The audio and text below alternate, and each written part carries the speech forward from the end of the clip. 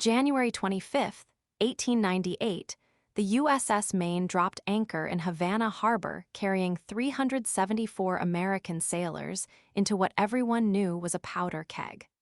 The Cuban Revolution had been bleeding for 3 years. American citizens were dying in Spanish camps, and every newspaper in the country was screaming for President McKinley to do something about it. Tonight, we're going through the real story of the Maine explosion. What the Navy knew before it happened. Who ordered the ship there against direct warnings. And the one telegram that was supposed to stay classified but didn't. You have to understand, the Maine wasn't supposed to be in Cuban waters. Not in January 1898. Not ever, according to the original deployment orders signed by Navy Secretary John Davis long on December 3, 1897. Those orders specifically kept American warships out of Havana Harbor until the Spanish situation reached a natural conclusion. So who changed the orders? The story starts 3 weeks earlier in a private dining room at the Metropolitan Club in Washington. Senator Henry Cabot Lodge was hosting what the social pages called a small gathering of concerned citizens. The guest list tells you everything you need to know about what kind of concern we're talking about. William Randolph Hearst, Assistant Secretary of the Navy Theodore Roosevelt, steel magnate Andrew Carnegie, sugar baron Henry Havemeyer. These men controlled newspapers that reached 12 million Americans every morning. They owned factories that would need new markets after the Depression of 1893. They had investments in Cuban sugar plantations that Spanish rule was strangling. Lodge did most of the talking that night, at least according to the diary of Carnegie's secretary, who waited outside the door. The Cuban situation was intolerable. American business interests were under direct attack. President McKinley was too cautious for the moment. What they needed was an incident. Now, nobody wrote down the word incident in any official record. But 3 days after that dinner, Roosevelt walked into Secretary Long's office with a new deployment recommendation. The Maine should be repositioned to Key West, Florida, for training exercises. The paperwork was already prepared. Long signed it without reading the fine print. The fine print authorized the Maine's captain to respond to evolving situations in Cuban waters as circumstances require. Captain Charles Dwight Sigsbee received his new orders on January 15th. He read them twice. Then he walked to his cabin and wrote a letter to his wife that the Navy didn't declassify until 1976. "The orders are irregular," he wrote. "I am instructed to proceed to Cuban waters without diplomatic clearance from the Spanish authorities. This violates every protocol for neutral vessels in foreign ports." Sigsbee was a 30-year Navy veteran. He knew what irregular orders meant. Someone wanted the Maine visible in Havana Harbor. Someone wanted the Spanish authorities uncomfortable. Someone wanted a situation that could evolve. The Maine left Key West on January 24th. Sigsbee had requested an escort of 2 destroyers. He was told one ship would be sufficient for training purposes. He should have turned around right there. The harbor pilot who guided the Maine to its anchorage was a Spanish colonial named Eduardo Montes. He spoke perfect English. He had guided American merchant vessels into Havana for 15 years without incident. But when he climbed aboard the Maine on January 25th, he asked Captain Sigsbee a question that nobody recorded in the official log. "Captain, are you certain your government has cleared this visit with Madrid?" Sigsbee told him the clearances were handled through diplomatic channels.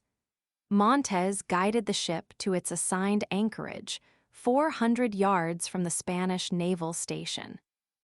Close enough to see the Spanish sailors watching from their deck, close enough to count the guns. close enough for everyone in Havana to know exactly what kind of message Washington was sending. For 3 weeks, nothing happened. The Maine's crew went on liberty in Havana. They bought cigars and postcards. They drank in the same cafes where Cuban revolutionaries met after dark. Spanish authorities were polite but distant. The American consul reported no incidents of significance. William Randolph Hearst was getting impatient. His New York journal had been running front-page stories about Spanish atrocities for 6 months. Circulation was up 300,000 copies since the Cuban crisis began. But readers were getting tired of reading about Spanish brutality without any American response. Hearst needed something bigger. On February 12th, Hearst sent his star correspondent Richard Harding Davis a telegram that the State Department intercepted and filed. It was brief. Please remain Havana until further notice. Developments expected momentarily. What developments? Who told Hearst to expect them? Davis had been filing daily dispatches from Havana for 3 weeks. Every story described the same scene: American sailors and Spanish officials coexisting uneasily in a tropical port town where everybody was waiting for something to happen. Not exactly the stuff of newspaper wars. But on February 14th, Davis filed a different kind of story. Spanish naval officers had been asking questions about the Maine's ammunition storage. Spanish harbor workers had been taking unusual interest in the ship's anchorage depth. Spanish patrol boats had been circling the Maine at night, close enough to count the portholes. Davis's story ran on February 16th under the headline, "Spanish Surveillance of American Warship Increases." The subhead was more direct. Maine crew reports hostile behavior from colonial authorities. Captain Sigsbee never reported hostile behavior. His daily logs, preserved in the National Archives, describe routine diplomatic courtesy from Spanish officials. But Davis's story was already on newsstands in 12 cities. Hearst's editorial that same morning demanded McKinley protect American sailors from Spanish intimidation. The pressure was building exactly the way someone wanted it to build. By February 15th, the Maine had been anchored in Havana Harbor for 3 weeks without incident. Captain Sigsbee was planning to request new orders. The training exercises that justified the deployment had never actually begun. The crew was getting restless. The Spanish authorities were getting tired of hosting an uninvited American warship. That evening, Sigsbee sat in his cabin writing his daily report to Washington. Outside his porthole, Havana glittered in the tropical darkness. Spanish patrol boats made their routine circuits. Everything looked normal. At 9:40 p.m., the Maine's forward magazines detonated with enough force to lift the entire bow section out of the water. 266 American sailors died in the explosion. The war that followed killed 385,000 more.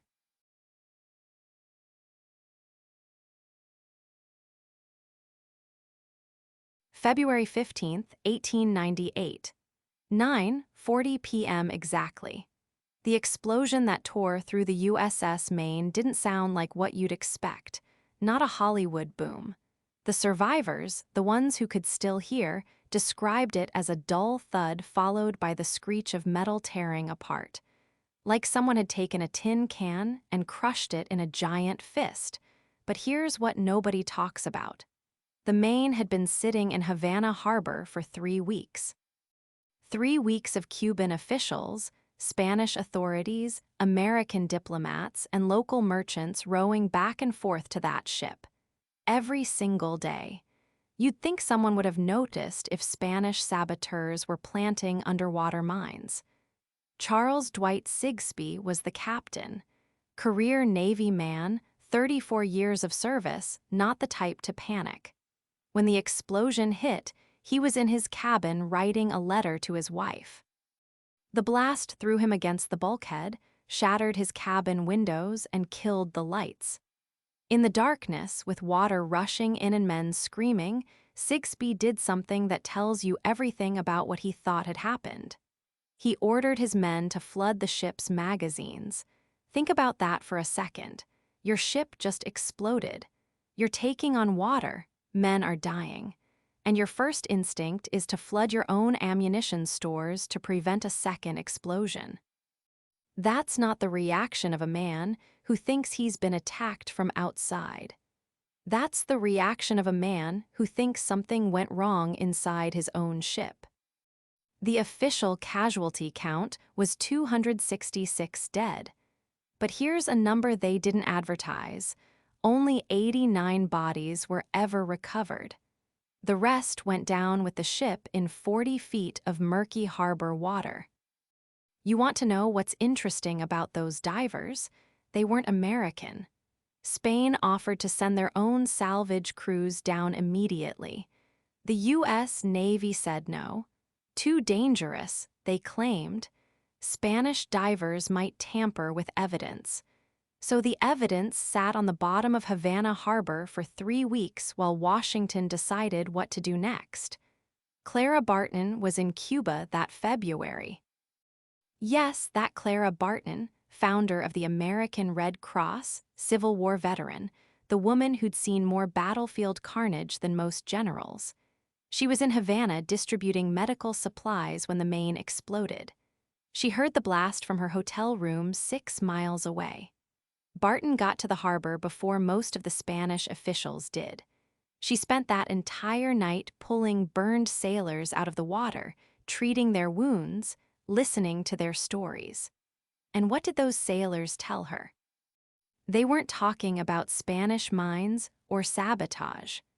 They were talking about the coal bunker fires that had been smoldering in the ship's belly for weeks. Now, coal bunker fires weren't unusual on Navy ships in 1898. The Maine had been burning coal continuously for months. When coal gets hot and stays hot in a confined space, it can spontaneously combust. Every Navy engineer knew this.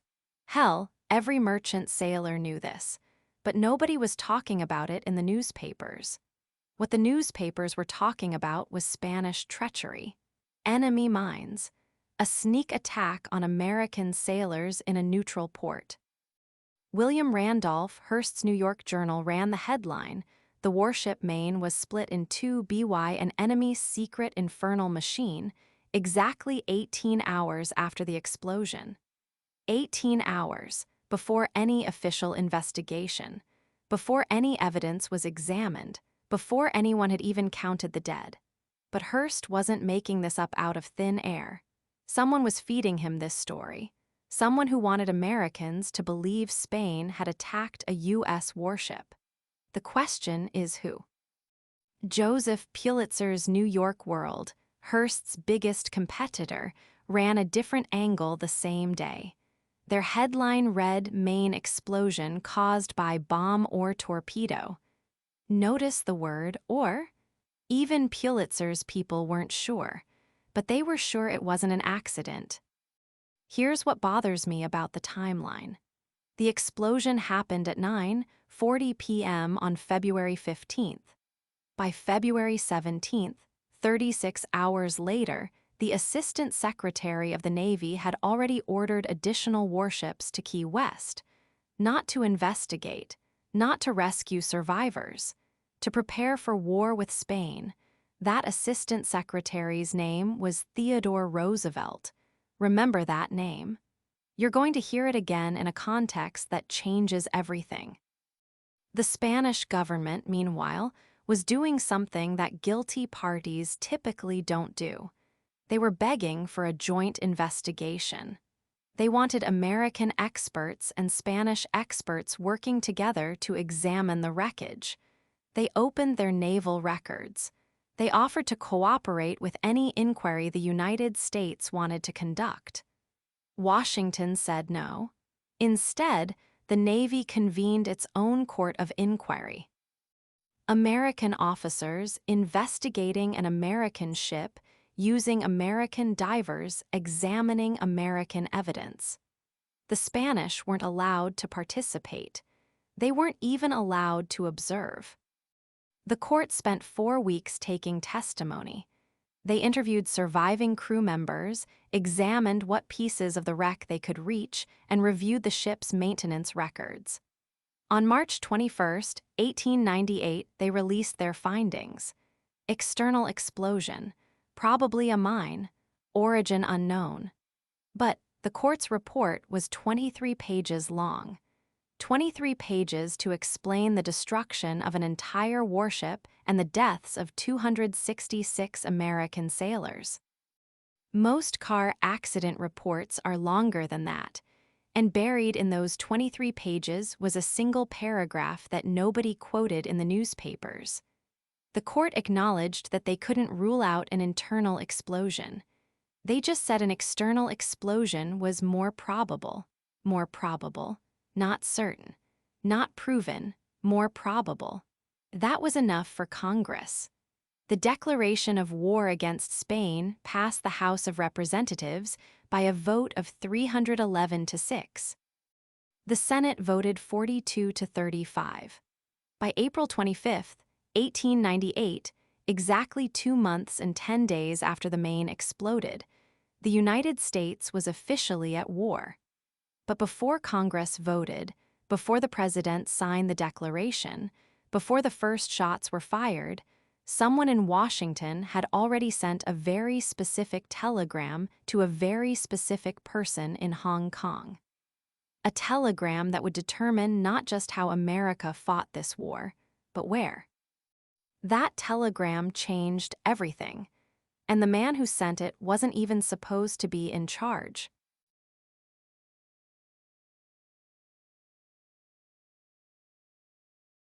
February 15, 1898, 9:47 p.m.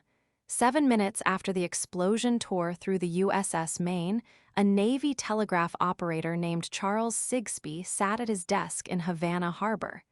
His hands weren't shaking yet. That would come later. Right now, he was writing the message that would change everything. The telegram was 23 words long. Sigsbee addressed it to Secretary of the Navy John Davis, long in Washington.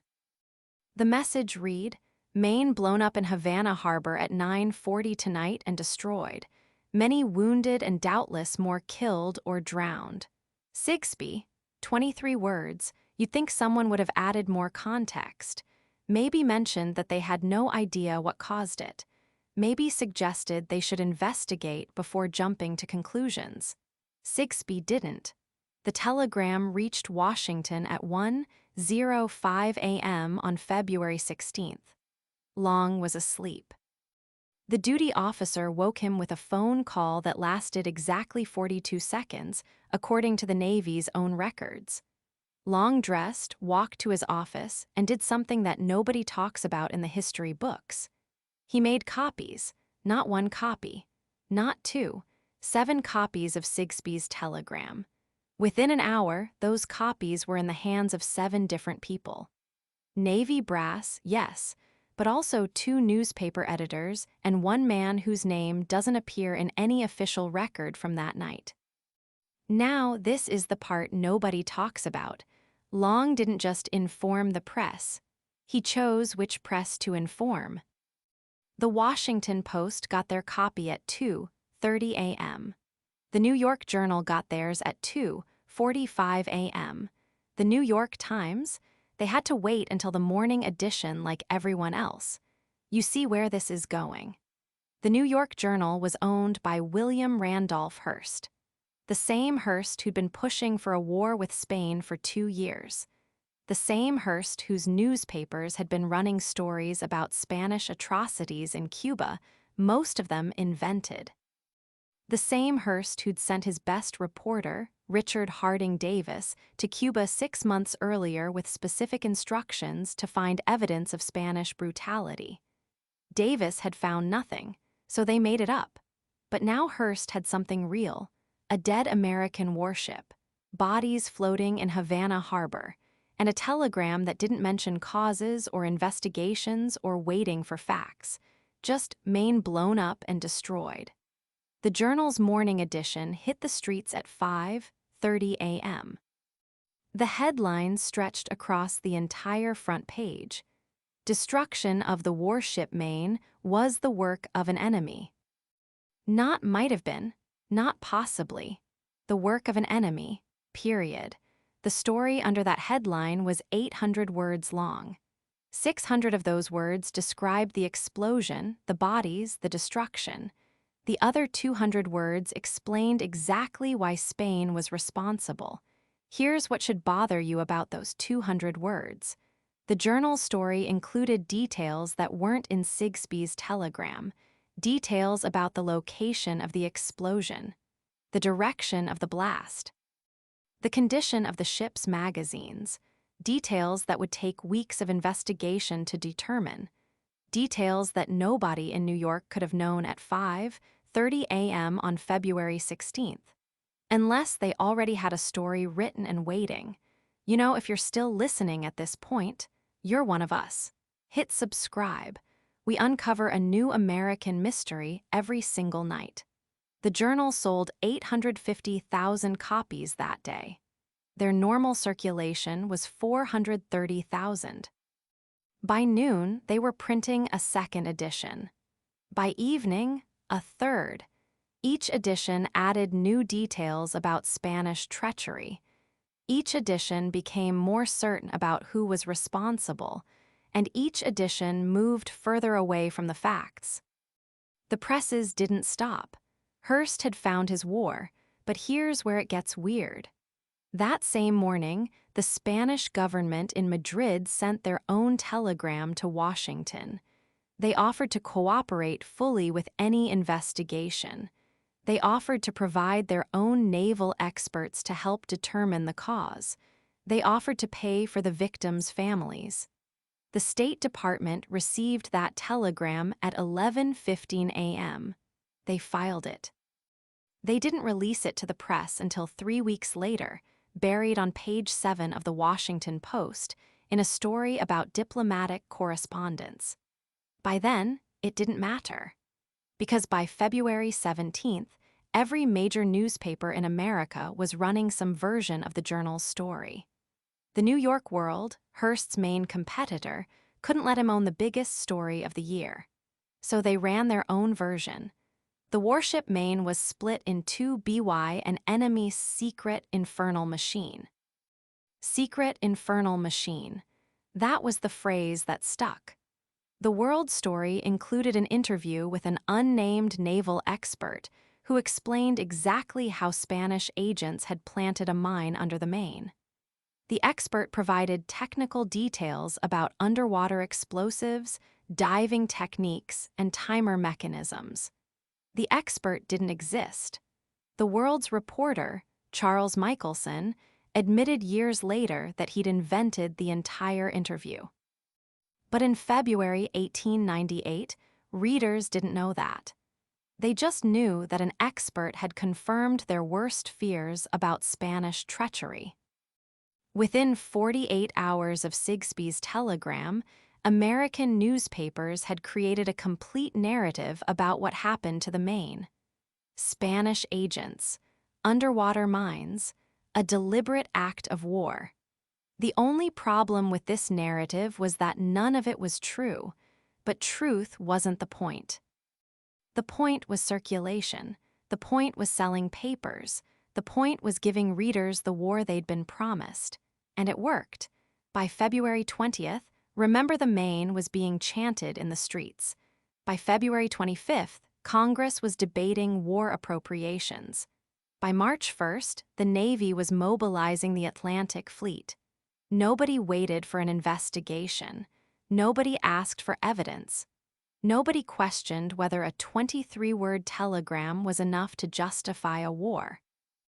The investigation wouldn't begin for another month. And when it did, the findings would raise questions that nobody wanted answered. Questions about why the Maine was really in Havana Harbor. Questions about who knew what and when they knew it. Questions about whether some people wanted that ship to explode. Questions that would lead us to a conspiracy that went all the way to the top of the American government, involving men whose names are carved on monuments in Washington today.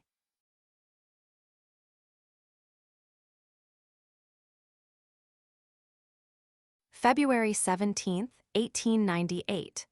William Randolph Hearst stood in his New York Journal newsroom, watching his staff tear up the morning edition they'd spent all night preparing. The Maine explosion had handed him something better than news. It had given him a war to sell. You have to understand what newspapers meant in 1898. No radio, no television, no internet. If you wanted to know what happened beyond your front door, you bought a paper. And in New York City, two men controlled what most of America thought they knew about the world. Hearst owned the Journal. Joseph Pulitzer owned the World. Between them, they reached nearly 2 million readers every single day. They'd been at war with each other for 3 years before the Maine ever reached Havana Harbor. Not a shooting war, a circulation war.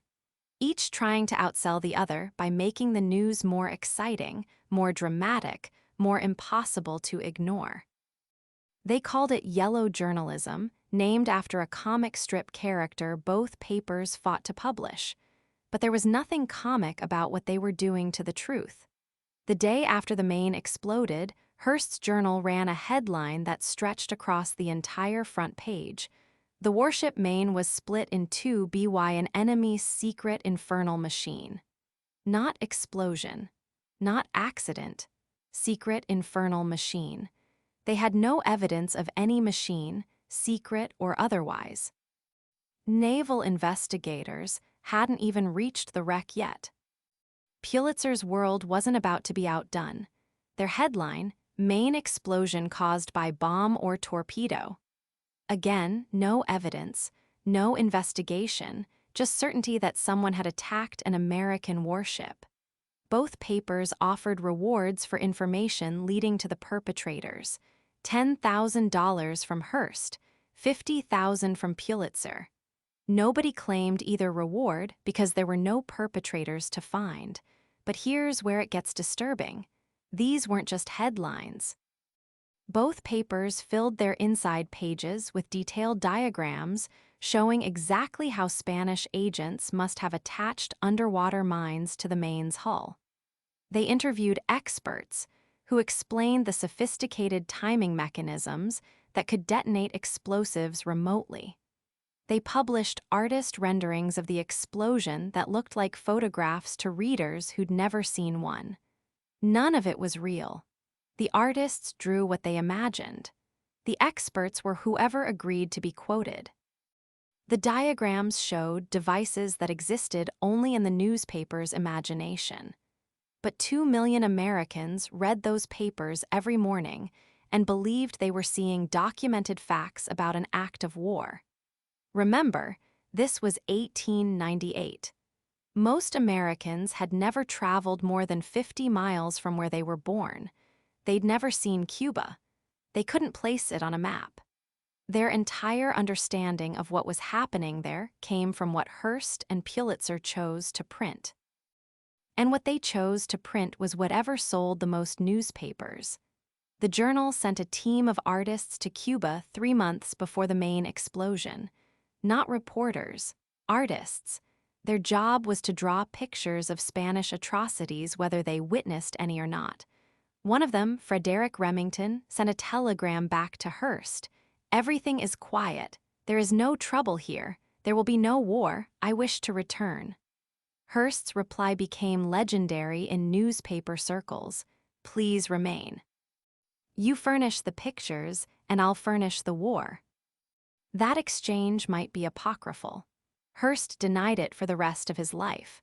But true or not, it captured exactly what both papers were doing, manufacturing a war-to-sell newspapers. The Maine explosion just gave them better raw material to work with. Within a week of the explosion, the Journal was running stories about Spanish celebrations in Havana.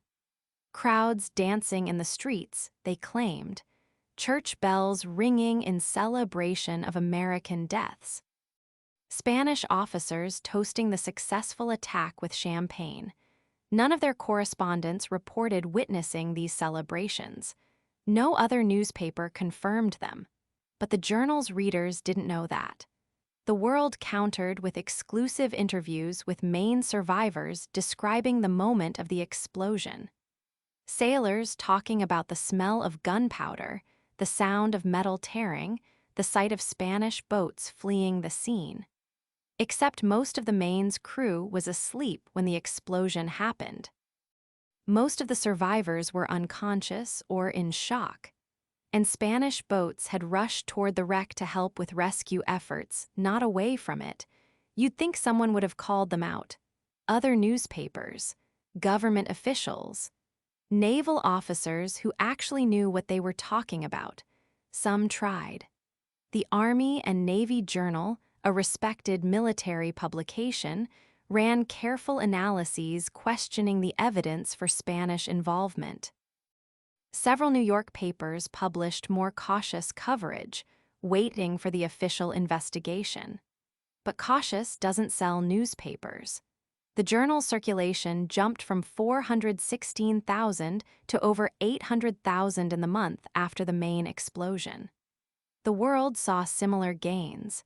Every sensational headline, every artist's rendering of Spanish treachery, every exclusive interview with fictional witnesses put more money in their pockets. The truth became irrelevant. Other newspaper owners across the country watched those circulation numbers and learned the lesson. The Chicago Tribune started running its own Spanish atrocity stories, copied directly from the New York papers. The San Francisco Examiner, another Hearst property, published detailed accounts of Spanish invasion plans for California.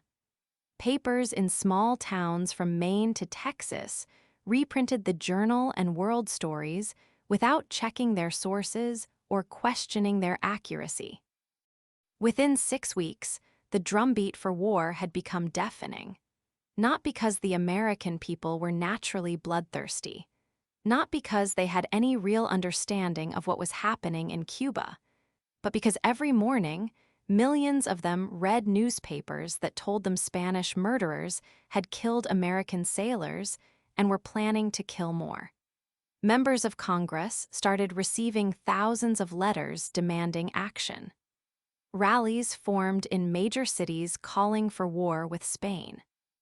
Veterans of the Civil War, men who knew what battle actually looked like, signed petitions urging President McKinley to send troops to Cuba immediately. The pressure wasn't coming from military leaders or foreign policy experts. It was coming from ordinary Americans who believed what they read in their morning papers. McKinley tried to resist. He'd served in the Civil War as a young man. He'd seen enough of death to know that war should be a last resort, not a first response. He kept asking for more time, more investigation, more diplomatic efforts to resolve the situation peacefully. But every day he delayed, the newspapers portrayed him as weak, indecisive, possibly even treasonous. The Journal ran a cartoon showing McKinley dressed as a woman, cowering behind a Spanish flag. The World questioned whether he had the backbone to be president during a national crisis.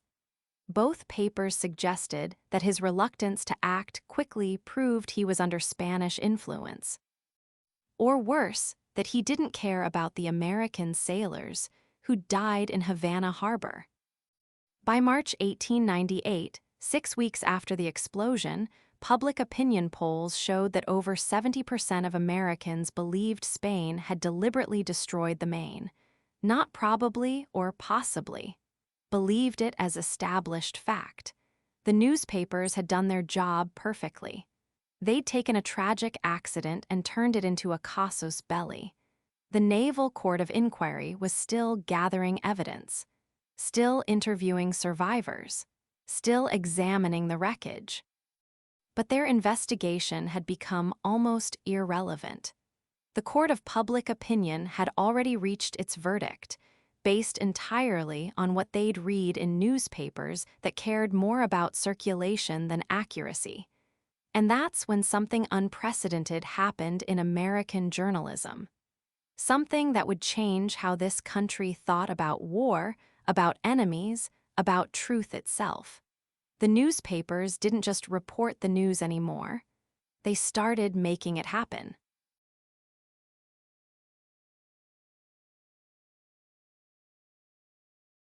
February 21st, 1898. Captain William Sampson arrived in Havana Harbor aboard the USS Mangrove with specific orders from Washington. Find out what happened to the Maine. Write a report. Make it official. The Navy had given him exactly 6 weeks to investigate the destruction of a battleship, sort through 266 casualties, and deliver conclusions that would satisfy Congress, the press, and a president already leaning toward war. You have to understand something about Sampson. This wasn't some desk admiral getting his first taste of real command. The man had spent 34 years in the Navy, fought in the Civil War, designed harbor defenses. He knew explosives. He understood ship construction. And he walked into Havana knowing that whatever he found, half the country wouldn't believe him. The Spanish had already started their own investigation. Captain Perrell, their lead investigator, had been diving the wreck since February 17th. 4 days head start, but Perrell had concluded the explosion came from inside the ship. A coal bunker fire, he said, reached the forward magazines, internal accident, no outside attack. Sampson read Perrell's preliminary findings on his first morning in harbor. Then he looked at the wreckage. Then he called for American divers. The diving operation tells you everything you need to know about how seriously Washington took this investigation. Sampson had requested the Navy's best deep-sea specialists. He got 2 local Cuban divers and a borrowed diving suit from a commercial salvage company. The water was 24 feet deep where the Maine had settled. Should have been routine work for trained Navy divers. Instead, they sent a captain with a 6-week deadline and whatever equipment he could scrounge from Havana merchants. But Sampson did the work anyway. His divers went down 47 times in 3 weeks. They mapped the hull damage, measured the steel plating, traced the pattern of the explosion through the ship's compartments. What they found should have settled the question once and for all. The forward section of the ship had been lifted and thrown backward, not blown outward the way an external mine would do it, thrown back into the ship itself. The keel was bent in a V-shape, pointing upward. Steel plates that should have been blasted away from the ship were instead driven inward into the crew quarters. Sampson's divers found debris from the forward magazines scattered throughout the ship, not in the water around it. Every physical detail pointed to Perrell's conclusion. Internal explosion. Coal fire reaching the ammunition stores. Tragic accident. Sampson wrote it all down. Sketched the damage patterns. Interviewed the survivors who'd been forward when the explosion happened. Their accounts were consistent. A small blast first, then a pause, then the massive explosion that destroyed the ship. Exactly what you'd expect from a coal fire triggering stored ammunition. Here's what nobody talks about. On March 8th, 18 days into the investigation, Sampson received a coded telegram from Washington, not from the Navy Department, from someone higher up the chain. The message was brief. Expedite findings. Congress requires definitive conclusions for session beginning March 21st. You do the math. 13 days to finish an investigation that should have taken months. 13 days to write a report that would determine whether America went to war. Sampson knew what Washington wanted to hear. The newspapers had been screaming about Spanish treachery for 3 weeks. Congress was demanding action. McKinley was under pressure from every direction. Nobody wanted to hear that the Maine had blown up by accident. Nobody wanted to hear that 266 American sailors had died because someone stored coal too close to ammunition. But Sampson had the evidence. He had the physical facts. He had survivor testimony. He had everything he needed to write a report that would have prevented war. He wrote something else entirely. The official findings of the Sampson Board were released on March 21, 1898. The USS Maine, the report concluded, had been destroyed by an external explosion. A submarine mine, placed by persons unknown. The evidence, Sampson wrote, was overwhelming and undeniable. The report ran to 47 pages, detailed diagrams, technical specifications, testimony from dozens of witnesses. It looked thorough. It looked professional. It looked like exactly the kind of investigation that would satisfy Congress and the American people. Except Sampson never explained how he'd changed his mind. His daily logs show him reaching different conclusions right up until March 15th. His private correspondence with other naval officers, discovered years later in Navy archives, reveals his doubts about the mine theory. The evidence remains unclear, he wrote to Admiral George Dewey on March 12th. External explosion possible but not conclusive. 5 days later, he signed a report declaring external explosion overwhelmingly proven. Nobody ever asked him to explain the change. The Spanish investigation reached different conclusions. Captain Perrell's final report, submitted to Madrid on March 20th, maintained that the explosion had been internal. Coal fire, accident, no external attack. His evidence was identical to Sampson's evidence. Same wreckage, same physical damage, same survivor accounts. 2 professional naval officers, same evidence, opposite conclusions. You'd think someone in Washington might have wondered why. You'd think Congress might have asked a few questions before declaring war. They didn't. On April 11, 1898, President McKinley asked Congress for authority to use force against Spain. He cited the Sampson report as proof of Spanish aggression. Congress voted for war on April 25th. American troops were landing in Cuba by June, but here's what happened to those Spanish investigation files. They disappeared, not lost, not destroyed in the war. Deliberately removed from Spanish naval archives sometime between 1900 and 1903. The only copies that survived were kept in private collections, discovered by historians decades later. Captain Perrell's detailed findings, his photographs of the wreckage, his interviews with Spanish officials, all carefully erased from the official record. Someone wanted to make sure only one version of events made it into the history books. The version that justified war. The version that turned a coal fire into an act of war. The version that gave America its empire in the Caribbean and the Pacific. What the Spanish actually said about the Maine investigation would have changed everything. But first, you need to understand who was listening to their cables and why those intercepted messages never made it to Congress.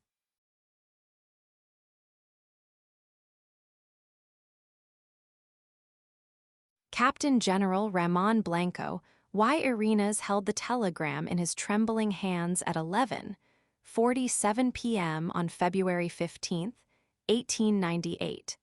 The message from his aide-de-camp was 8 words long. American warship Maine exploded in harbor tonight. Blanco had been Spain's colonial administrator in Cuba for exactly 4 months. 4 months of trying to implement reforms that might prevent a war everyone could see coming.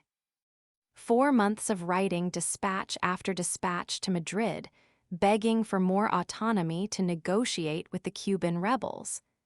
Now you have to understand Blanco's position. He wasn't some hardline colonial administrator drunk on imperial power. The man had spent his career trying to avoid bloodshed. In the Philippines, he'd negotiated truces with insurgents rather than massacre them.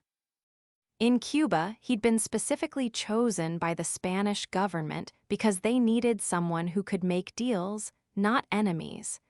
But nobody in Washington wanted to hear about Spanish reforms. Within 6 hours of the explosion, Blanco had dispatched his personal physician, Dr. Miguel Güell, to the Maine survivors. Not a military doctor, his personal physician. Güell treated 17 American wounded without charge, using Spanish medical supplies that Blanco authorized from his own discretionary budget. The general then did something that should have made headlines in every American newspaper. He ordered Spanish naval divers to assist in the rescue operations. Spanish divers, working alongside American sailors to recover American bodies from an American warship in a Spanish harbor. These weren't the actions of a government that had just committed an act of war. But here's what nobody talks about. While Spanish divers were pulling American corpses from Havana Harbor, William Randolph Hearst's New York Journal was already typesetting headlines that blamed Spain for murder. The morning edition, printed before the Spanish rescue operations had even concluded, declared, "Destruction of the warship Maine was the work of an enemy." Blanco's cables to Madrid tell a different story. On February 16th, he wrote, "The explosion appears to have originated from within the vessel. Our harbor authorities report no external attack." On February 17th, American survivors express gratitude for Spanish assistance in rescue operations.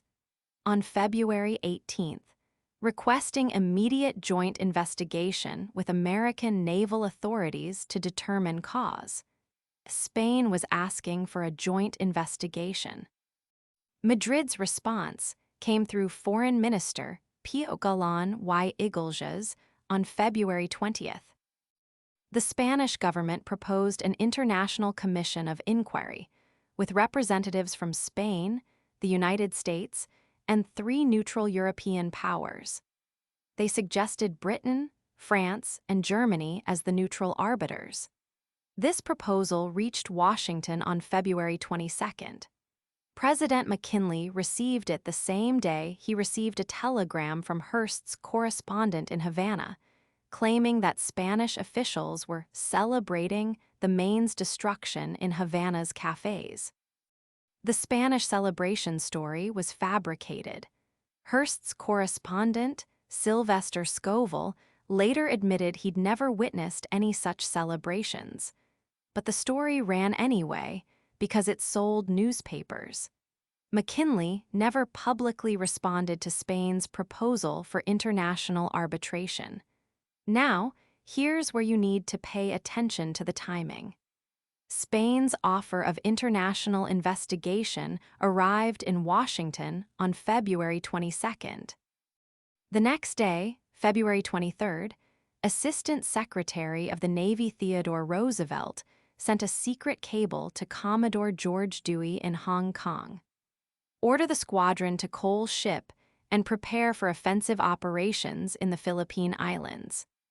So, while Spain was asking for neutral arbiters to investigate the explosion, Roosevelt was already positioning the Pacific Fleet for an attack on Spanish colonies 8,000 miles away from Cuba.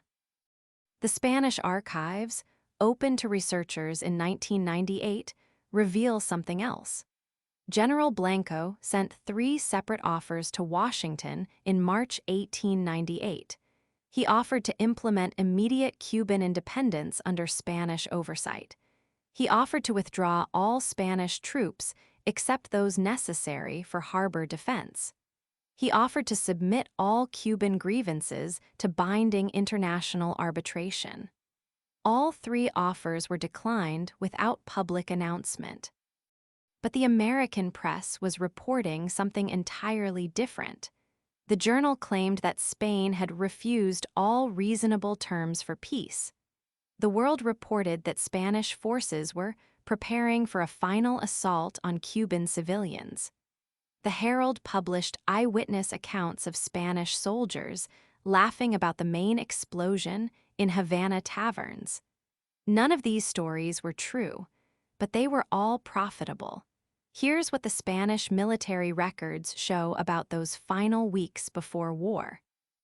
Blanco had received secret orders from Madrid on March 15th to avoid any action that could be construed as provocative. Spanish naval vessels were instructed to remain in port unless directly attacked. Spanish land forces were ordered to withdraw from all positions within 5 miles of American-occupied areas in Guantanamo Bay. Spain was retreating before the war even started. The final Spanish offer came on April 9, 1898. Ambassador Luis Polo de Bernabe delivered it personally to Secretary of State William Day. Spain agreed to grant Cuba complete independence. Spain agreed to pay reparations for all property damage during the rebellion. Spain agreed to withdraw all military forces within 90 days. The offer was dated April 9th. Congress voted for war on April 11th. Spain had already surrendered. But surrender doesn't sell newspapers. And it doesn't justify the conquest of an empire that stretched from the Caribbean to the Pacific. So the surrender was classified, filed away in State Department archives, and forgotten. The American people never learned that Spain had offered complete Cuban independence 2 days before Congress declared war. They learned instead that Spain had rejected all terms for peace and forced America into a righteous conflict. You want to know what Ramon Blanco was doing when he received news that Congress had voted for war. He was in his office, writing a letter to his wife in Madrid. The letter, preserved in Spanish military archives, contains one sentence that should haunt every American who believes their country only fights defensive wars.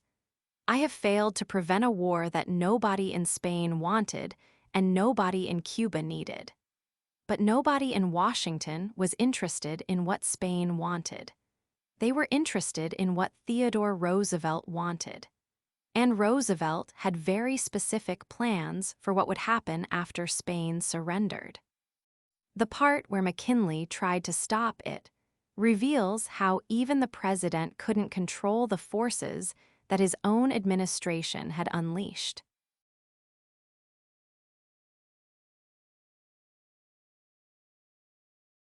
February 13, 1898.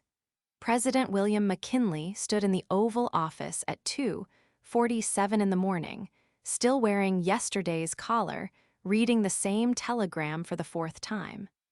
The USS Maine had been at the bottom of Havana Harbor for exactly 17 hours.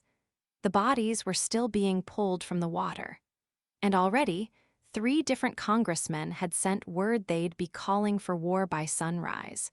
You have to understand something about William McKinley. He'd been a Union soldier at Antietam, saw what grape shot did to a line of men, watched friends bleed out in Maryland mud while waiting for stretcher bearers who never came. The man knew what war actually cost, not the newspaper version, not the romantic version. The version where 19-year-old boys from Ohio farms came home in pine boxes. But here's where it gets complicated. McKinley wasn't just fighting the Spanish. He was fighting his own party, fighting his own cabinet, fighting newspaper publishers who smelled money in the water like sharks. And most dangerously, he was fighting Theodore Roosevelt. Roosevelt held the position of Assistant Secretary of the Navy, which sounds like a desk job until you realize the secretary himself, John Davis Long, spent most of 1898 either sick or distracted. That left Roosevelt effectively running the U.S. Navy. The same Roosevelt who'd been writing letters to friends about the splendid little war America needed to have. The same Roosevelt who kept detailed files on every Spanish position in the Caribbean. Files he'd started compiling 6 months before the Maine exploded. February 14th, Valentine's Day. McKinley called an emergency cabinet meeting, wanted to discuss diplomatic solutions, ways to avoid what everyone could see coming. According to Secretary Long's diary, Roosevelt spent the entire meeting drumming his fingers on the table, making notes, checking his pocket watch every few minutes like he had somewhere more important to be. He did. That same afternoon, while McKinley was meeting with the Spanish ambassador, Roosevelt walked into the Navy Department telegraph office, started sending orders to every U.S. naval station in the Pacific. Move ships into position. Increase ammunition stores. Prepare for potential operations in Far East waters. The telegraph operator later said Roosevelt sent 43 separate messages that day, all marked priority naval operations. Nobody had authorized those orders. McKinley certainly hadn't. Secretary Long was home with a headache. Roosevelt was acting on his own authority, using government telegraph lines to position the entire Pacific Fleet for a war that hadn't been declared yet. A war the president was actively trying to prevent. You'd think someone would have noticed, right? Someone did.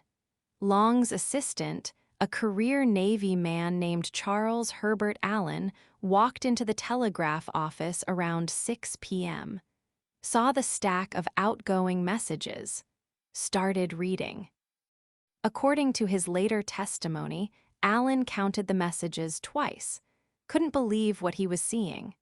Roosevelt had just moved the Asiatic Squadron into attack position near Hong Kong, had ordered coal ships to Manila, had requested detailed maps of every Spanish harbor in the Philippines. Allen rushed to Long's house, found the Secretary of the Navy in his library, nursing a brandy and reading Tennyson, showed him the telegraph transcripts. Long's reaction, according to Allen's diary, was 3 full minutes of silence. Then, sweet Jesus, he started a war. But Long didn't countermand the orders, didn't call McKinley, didn't even return to the office that night, just sat in his leather chair, finished his brandy, and went to bed. Later claimed he trusted Roosevelt's judgment in naval matters, as if positioning the fleet for an unauthorized invasion of Spanish territory was a routine naval matter. February 15th. McKinley tried a different approach, called in the newspaper publishers, not for an interview, for a private meeting, off the record, no stenographer, just the president and the men who were pushing hardest for war. William Randolph Hearst came down from New York on the morning train. Joseph Pulitzer sent his chief editor, Don Carlos Sates. James Gordon Bennett, Jr. from the Herald showed up wearing a coat that cost more than most people's annual salary. The meeting lasted 4 hours. No official record exists, but Sates wrote about it years later. Said McKinley looked exhausted, kept referring to handwritten notes, made the case that war with Spain would cost thousands of American lives for questionable strategic gain, pointed out that Spain was already offering significant concessions on Cuban independence, asked the publishers directly to give diplomacy more time. Hearst's response, according to Sates, "Mr. President, the American people have already decided. We're just reporting their decision," which was pure nonsense. Hearst's own circulation manager had told him the week before that war stories were outselling everything else by a margin of 4-1. The American people weren't deciding anything. They were buying what Hearst was selling. And Hearst was selling war because war sold newspapers. Roosevelt knew this. McKinley knew Hearst knew this. Everyone in that room understood the game perfectly. February 16th. McKinley made his last serious attempt to control the situation. Sent a personal telegram to General Fitzhugh Lee, the U.S. consul in Havana. Lee was Robert E. Lee's nephew, a former Confederate cavalry commander who'd rebuilt his career after the war. More importantly, he was the one American official in Cuba who'd actually seen the Maine wreckage up close. McKinley's message was direct. Require your immediate assessment. Spanish culpability. Maine incident. Stop. Need your professional judgment, not speculation. Stop. Reply soonest. Stop. He needed someone to tell him, straight, whether Spain had actually blown up the ship. Because if they hadn't, the whole war fever was based on a lie. And McKinley knew it.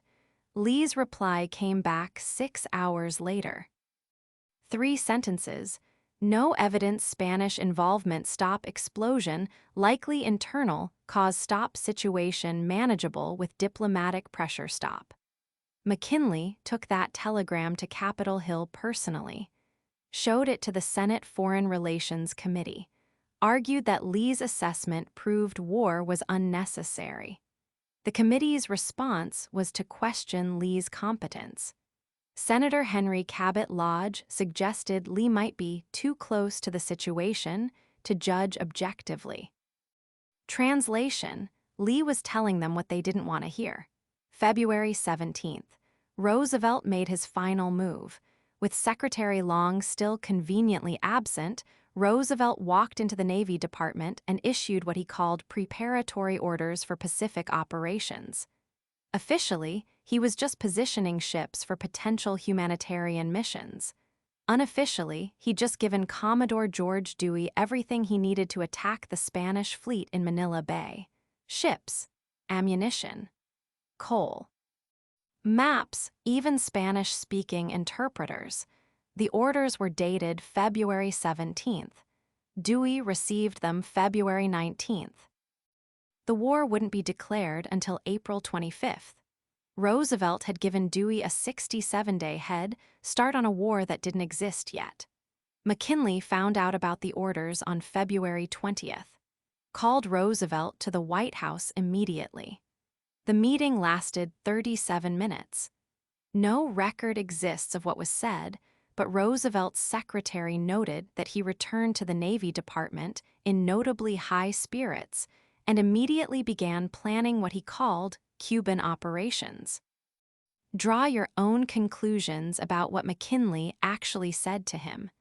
But Roosevelt clearly wasn't worried about his job, or his orders, or his president's authority.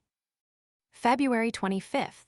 The Naval Court of Inquiry released its preliminary findings on the Maine explosion. Officially, they concluded the blast was caused by an external mine, probably Spanish. Case closed. Time for war. Except the court had spent exactly 8 days investigating. 8 days to examine a ship that was blown into pieces so small most of them were buried in harbor mud.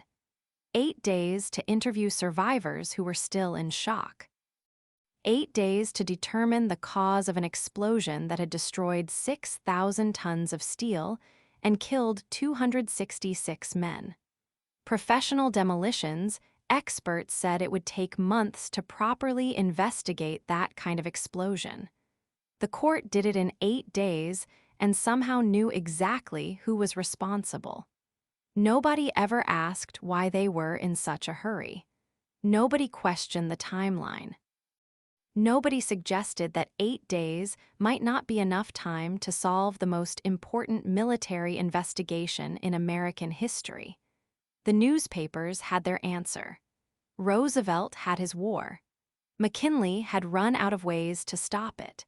Within 24 hours of the court's announcement, Hearst's Journal was printing maps showing exactly how American forces would invade Cuba. Maps that looked suspiciously similar to the ones Roosevelt had been studying for months.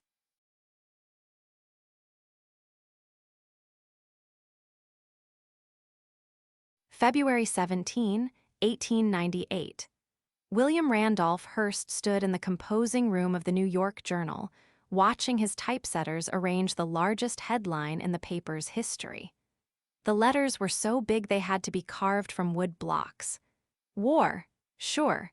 Maine destroyed by Spanish, the headline screamed. Below it, in smaller type that was still enormous by newspaper standards, the warship Maine was split in two by an enemy's secret infernal machine. The Maine had exploded exactly 2 days earlier. The investigation hadn't even begun. Spanish officials were still offering condolences and assistance, but Hearst already knew who was responsible, at least according to the front page of America's most widely read newspaper. You have to understand what newspapers meant in 1898. No radio, no television, no internet. If you wanted to know what was happening beyond your neighborhood, you bought a paper. And if you lived in New York City, chances were good you bought either Hearst's Journal or Joseph Pulitzer's World.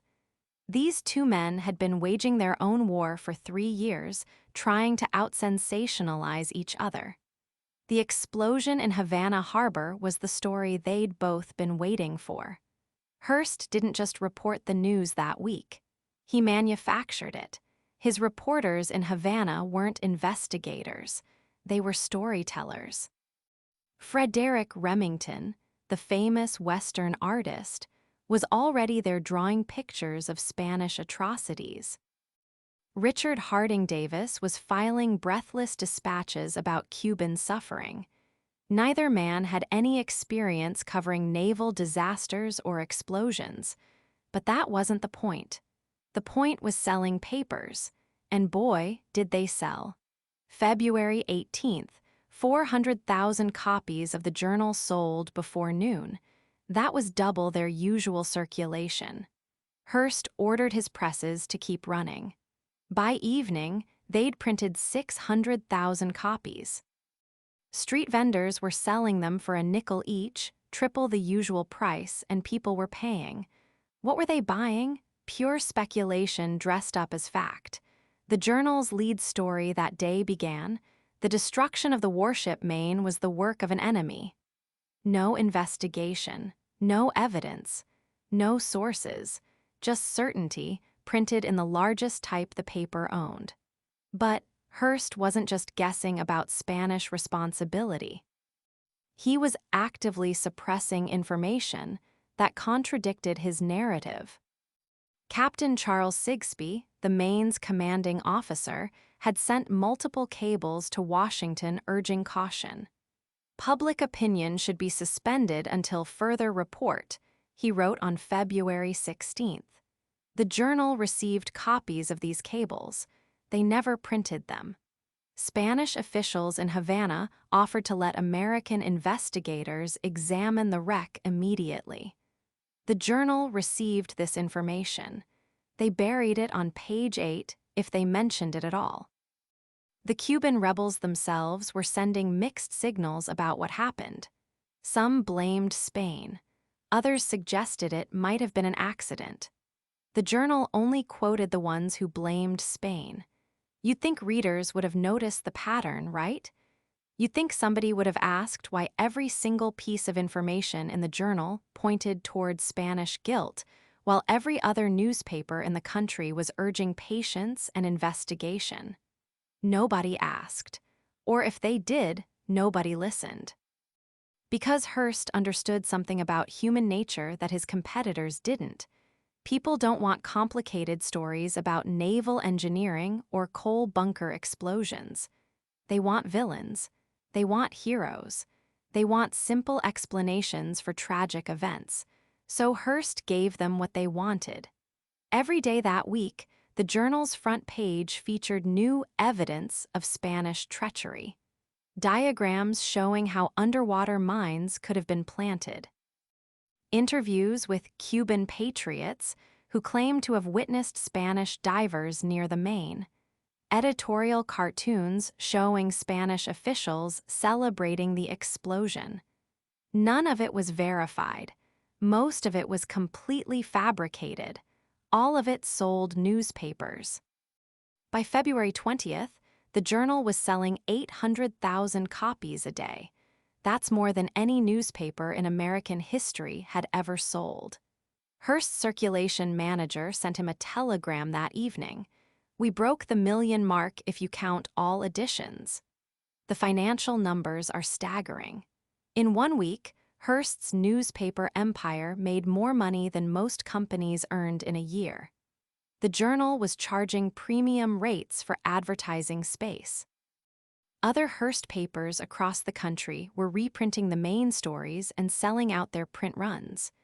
The Examiner in San Francisco, the American in Chicago, papers in Boston and Atlanta and Denver, all of them running the same inflammatory headlines, all of them making money hand over fist. But the real profit wasn't monetary. It was political. Every day that week, Hearst's editorials grew more demanding. "How long will the United States sit quietly under this insult?" ran one headline. "Spain must be held accountable for this outrage," declared another. By February 23rd, the journal was openly calling for military intervention in Cuba, not as a possibility, as a moral imperative, and it was working. Politicians in Washington were getting thousands of telegrams demanding action against Spain. Rallies were being organized in major cities. Young men were talking about enlisting. The Spanish-American War hadn't started yet, but Hearst was already mobilizing the country for it. The scary part is how calculated it all was. We know this because Hearst kept records. His personal correspondence from that week reveals a man who understood exactly what he was doing. "The explosion was a godsend," he wrote to his mother on February 21st. "Not a tragedy, a godsend." In another letter to his business manager, he was even more explicit. "The Maine story will run until we get our war. Every edition should move the country closer to intervention." Think about that for a second. 266 American sailors were dead. Their bodies were still being pulled from Havana Harbor, and Hearst was calling their deaths a business opportunity. The most damning evidence comes from his own reporters. James Creelman, one of Hearst's star correspondents, later wrote that he received explicit instructions during the Maine crisis. "Find evidence of Spanish involvement. If you can't find it, create it." Another reporter, Arthur Brisbane, kept a diary during those weeks. His entry for February 19th reads, "Hearst wants 3 Spanish atrocity stories per day minimum. Doesn't matter if we can confirm them. The readers want to hate somebody." The readers got what they wanted. By February 25th, 8 days after the explosion, public opinion polls showed that 70% of Americans believed Spain was responsible for destroying the Maine. No investigation had been completed. No evidence had been presented. But Hearst had sold his story so effectively that most of the country was ready for war. The irony is that Hearst probably knew the truth. His reporters in Havana were sending private cables alongside their public stories. The private cables told a very different story about what happened to the Maine. Spanish officials were cooperating with American investigators. The explosion pattern didn't match known mine designs. Several naval experts were suggesting an internal accident, but those cables never made it into print because they wouldn't sell papers. They wouldn't create the public outrage that Hearst needed to justify a war. They wouldn't serve his larger political ambitions, and Hearst had ambitions that went far beyond newspaper sales. He wanted to be a political kingmaker. He wanted to shape American foreign policy. He wanted to prove that the press could be more powerful than the government itself. The Maine gave him that chance. In 1 week, he demonstrated that a single newspaper could manufacture public opinion, create political pressure, and push an entire nation toward war. It was the most successful propaganda campaign in American history up to that point. The Naval Board's investigation was still weeks away from completion, but it didn't matter. Hearst had already delivered his verdict, and the country had accepted it. The official investigation would just confirm what everyone already knew.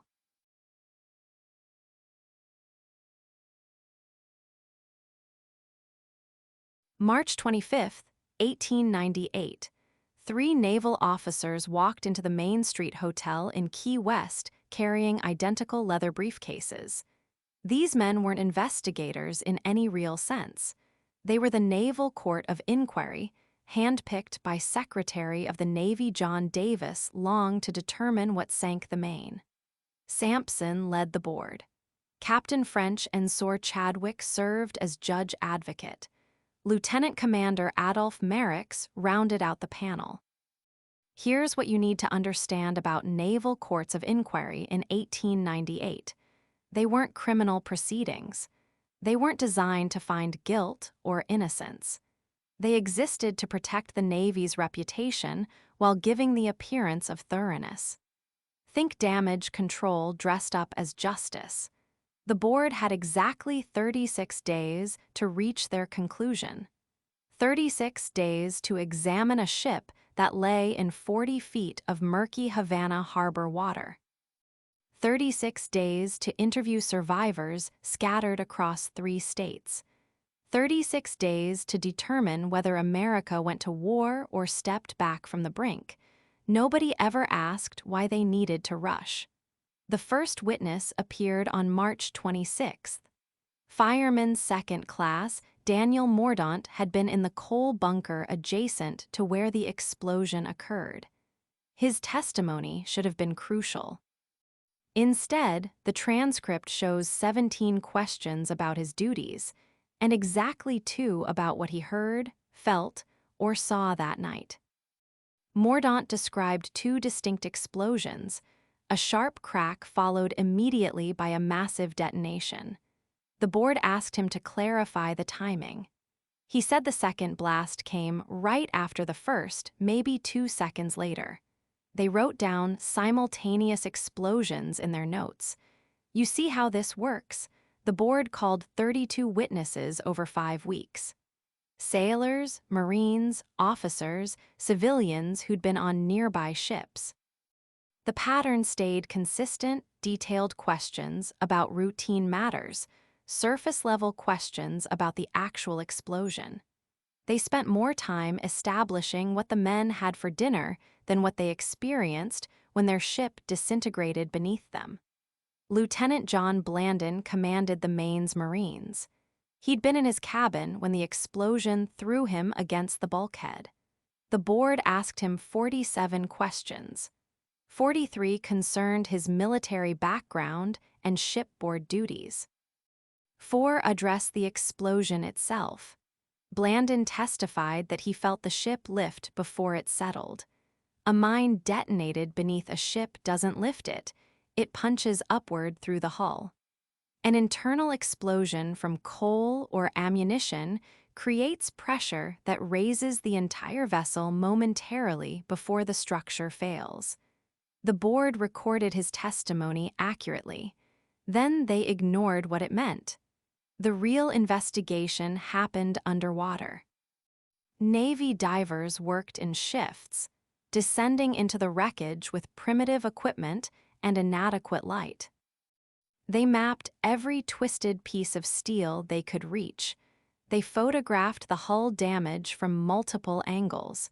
They retrieved fragments for analysis. None of their findings made it into the final report. The divers found something the board didn't want to discuss. The Maine's forward magazines, where the ammunition was stored, remained largely intact. If an external mine had triggered an ammunition explosion, those magazines should have been completely destroyed. Instead, the damage pattern suggested the explosion originated in the coal bunkers, not the weapons storage. Coal dust explosions were common on steamships. The Maine used soft coal that generated particularly volatile dust. Her ventilation system had been modified just before sailing to Cuba, potentially creating new air currents that could concentrate explosive particles. The board knew this. Naval architects had been studying coal dust explosions since the 1870s. The British Admiralty had published detailed reports on the phenomenon. The board members had access to this research. They never mentioned it in their proceedings. Captain Sampson submitted his preliminary findings to Secretary Long on March 30th. The secretary's response came back within 6 hours, unusual speed for government correspondence. Long's telegram contained a single line: "Proceed as planned." Proceed with what plan? The board hadn't announced any conclusions yet. The board's final session convened on April 2nd. They spent 20 minutes reviewing testimony and 40 minutes drafting their conclusion. For a disaster that killed 266 American sailors, that seems remarkably efficient. Their verdict: an external explosion, probably from a submarine mine, had triggered the destruction of the USS Maine. They couldn't determine who planted the mine.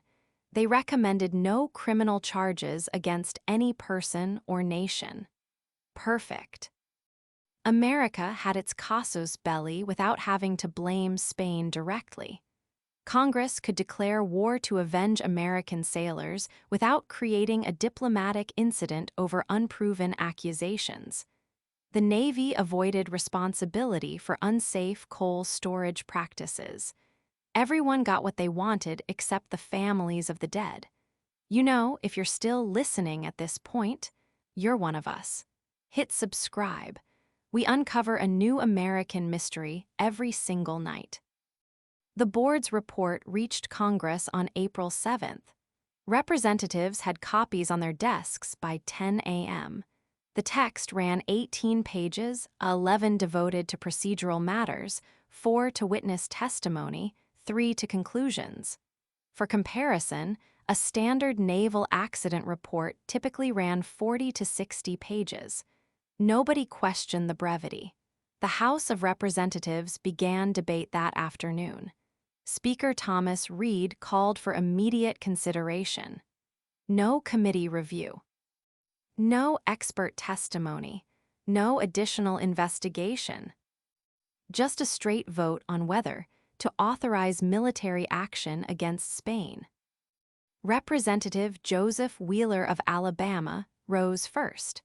Wheeler had commanded Confederate cavalry during the Civil War, unusual credentials for supporting a Republican administration's war policy. He spoke for 6 minutes about American honor and naval supremacy. He never mentioned the board's actual findings. Representative Thomas Reed of Maine, the state that had lost the battleship bearing its name, delivered the most emotional speech. He held up photographs of Maine survivors and read their names aloud. The chamber fell silent. When he finished, spontaneous applause erupted from the galleries. Nobody asked why Reed had photographs that weren't part of the official investigation. The vote came at 11:47 p.m. The resolution passed 311 to 6, authorizing President McKinley to use military force to secure Cuban independence. The dissenting votes came from 2 Quakers who opposed war on religious grounds and 4 representatives who questioned the evidence. 4 out of 317 congressmen wanted to examine the Naval Court of Inquiry's findings more carefully before committing America to armed conflict. The Senate would vote the next morning. But first, Secretary Long needed to handle one final detail. The Navy divers who'd worked on the Maine wreckage were reassigned to new posts within 48 hours. Some went to the Pacific Fleet, others transferred to shore duty. None remained in positions where reporters might ask questions about what they'd seen underwater. Their supervisor, Lieutenant Commander Charles Sigsbee, who'd commanded the Maine when she sank, received promotion to captain and a new assignment in Washington. Close enough to monitor, far enough from journalists. The divers had found something else down there in Havana Harbor. Something the Naval Court of Inquiry decided America wasn't ready to hear. Something that would have complicated the march toward war that newspaper publishers and naval strategists had been planning for months. They kept detailed notes of their discoveries. Tomorrow we'll discover what those divers documented in the wreckage, evidence that never made it into any official report, but survived in private papers that surfaced decades later when the men who'd kept silent finally died.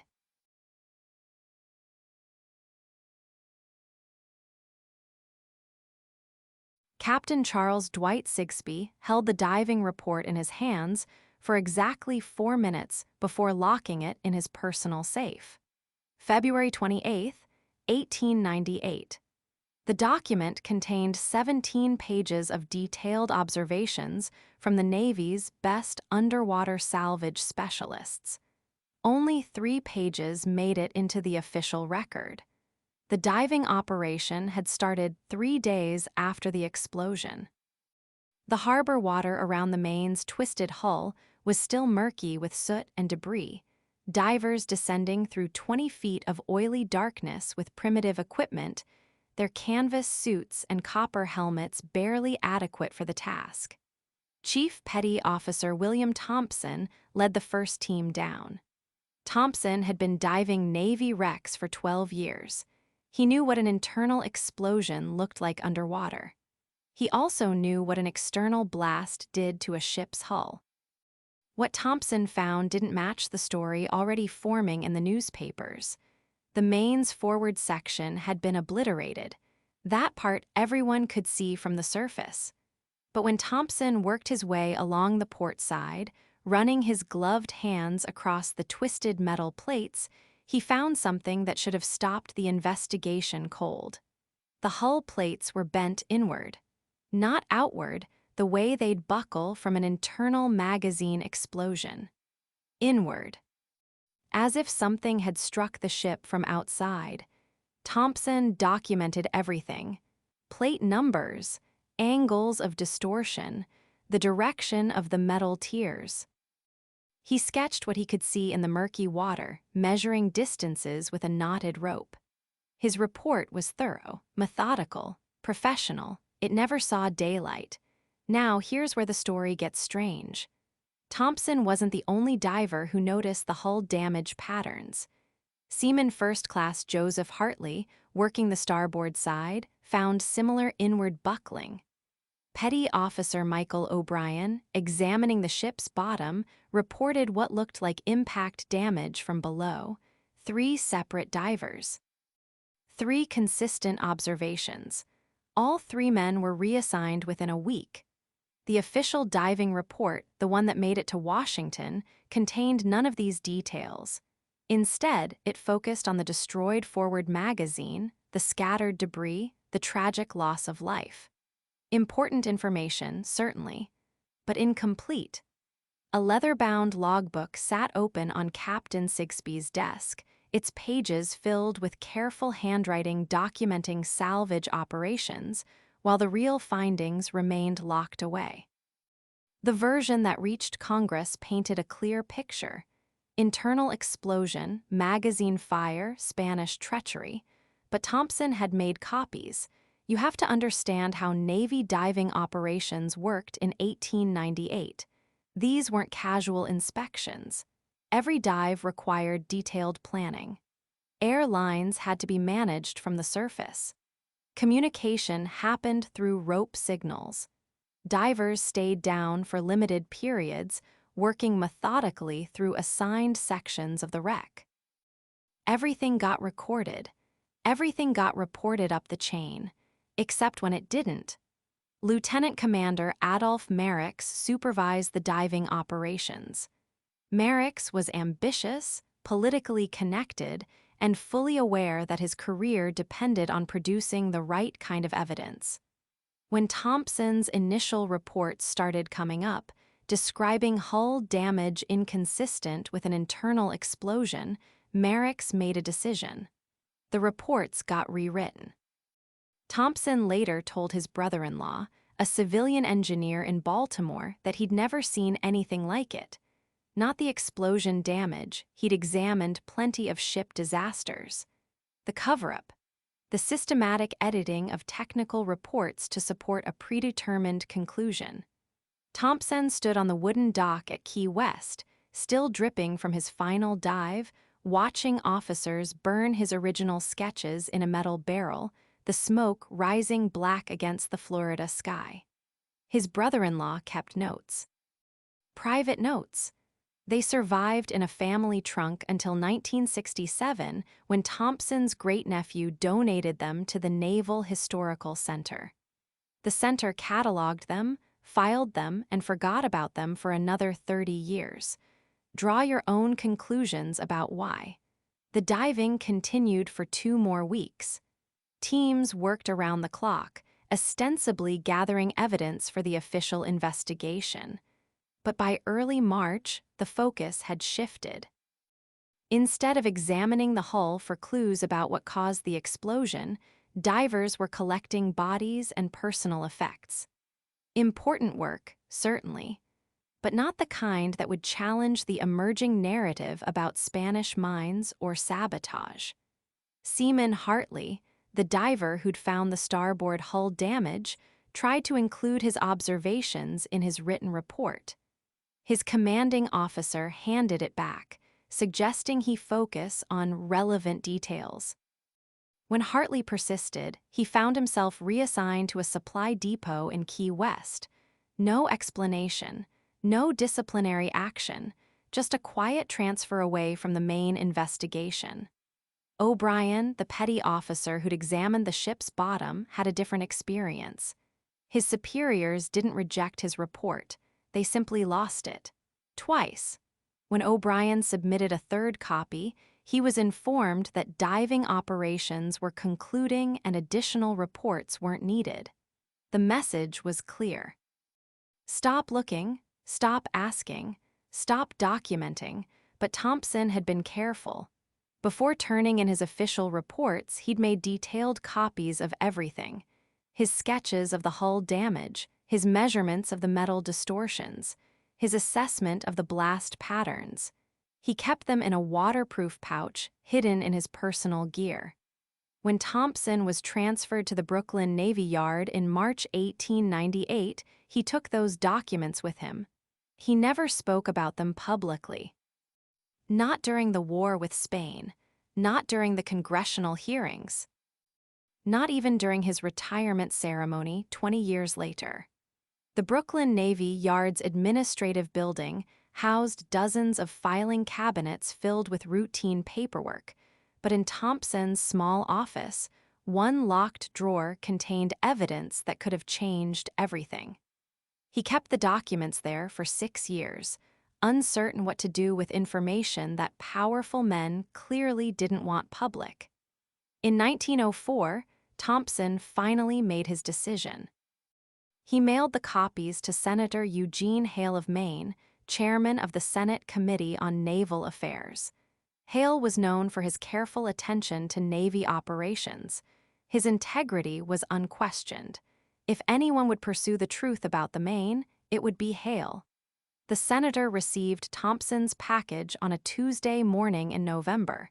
He spent the afternoon reviewing the materials, the sketches, the measurements, the careful documentation of hull damage that didn't match the official story. Senator Hale sat alone in his mahogany-paneled office, Thompson's diving reports spread across his desk, a gas lamp casting long shadows across the detailed sketches of inward bent hull plates. By evening, he'd made his decision. The next morning, Hale requested a private meeting with Secretary of the Navy Paul Morton. What they discussed remains classified to this day. But 3 weeks later, Hale announced his retirement from the Senate, citing health concerns. He was 58 years old and in perfect health. Thompson's documents disappeared into the Navy's classified archives. The official story of the Maine remained unchanged. Internal explosion, Spanish treachery, justified war. But here's what should bother you about all this. The diving reports weren't the only evidence that got buried. There were also the testimonies of Maine survivors who'd been on duty near the forward magazines that night. Men who insisted they'd heard no sounds of internal fire or explosion before the blast. Their statements, taken in the hours immediately after the disaster, told a different story than the one that emerged weeks later. Those initial witness statements were also classified. The pattern was becoming clear. Any evidence that complicated the simple narrative Spanish attack, American retaliation, righteous war found its way into locked files and forgotten archives. The investigation wasn't seeking truth. It was building a case. And that case required certain questions never be asked. About hull damage patterns, about blast directions, about what experienced Navy divers actually found when they examined the wreck. Most importantly, it required that nobody ask why a senator with 20 years of distinguished service would suddenly retire after receiving evidence about the Maine investigation. Because Senator Hale wasn't the only one who asked the wrong questions.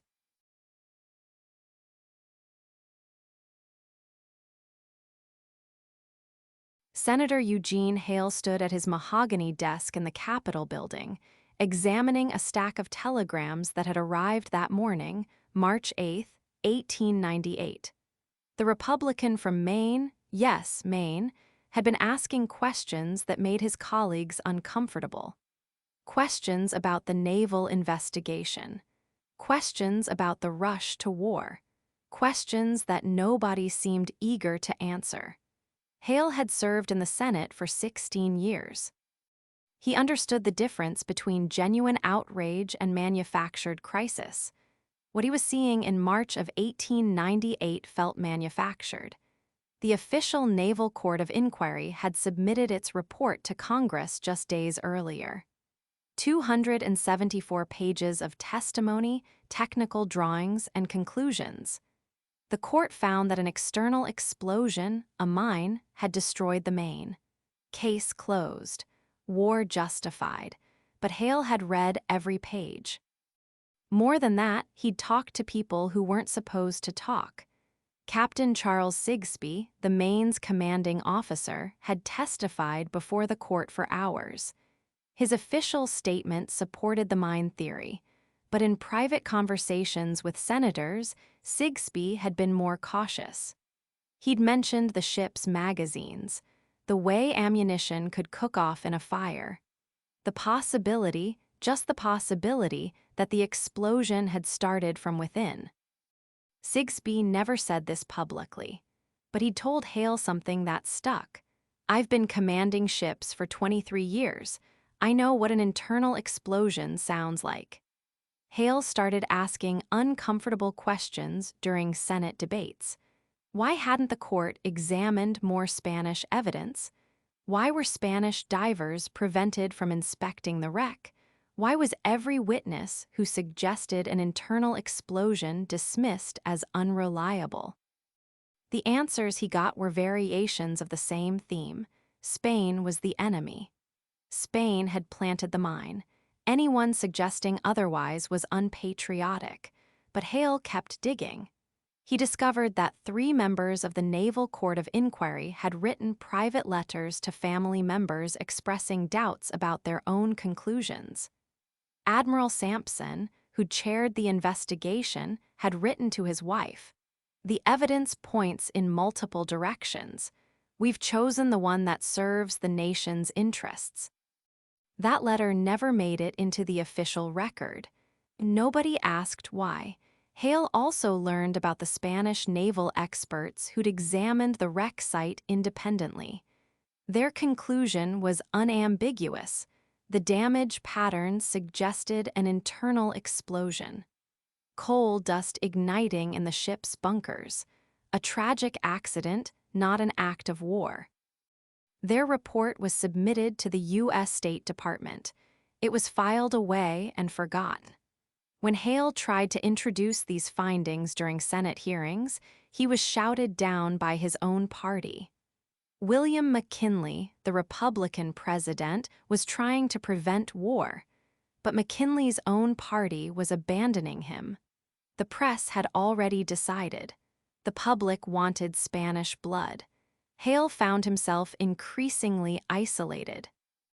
Even senators who privately agreed with his questions refused to support him publicly.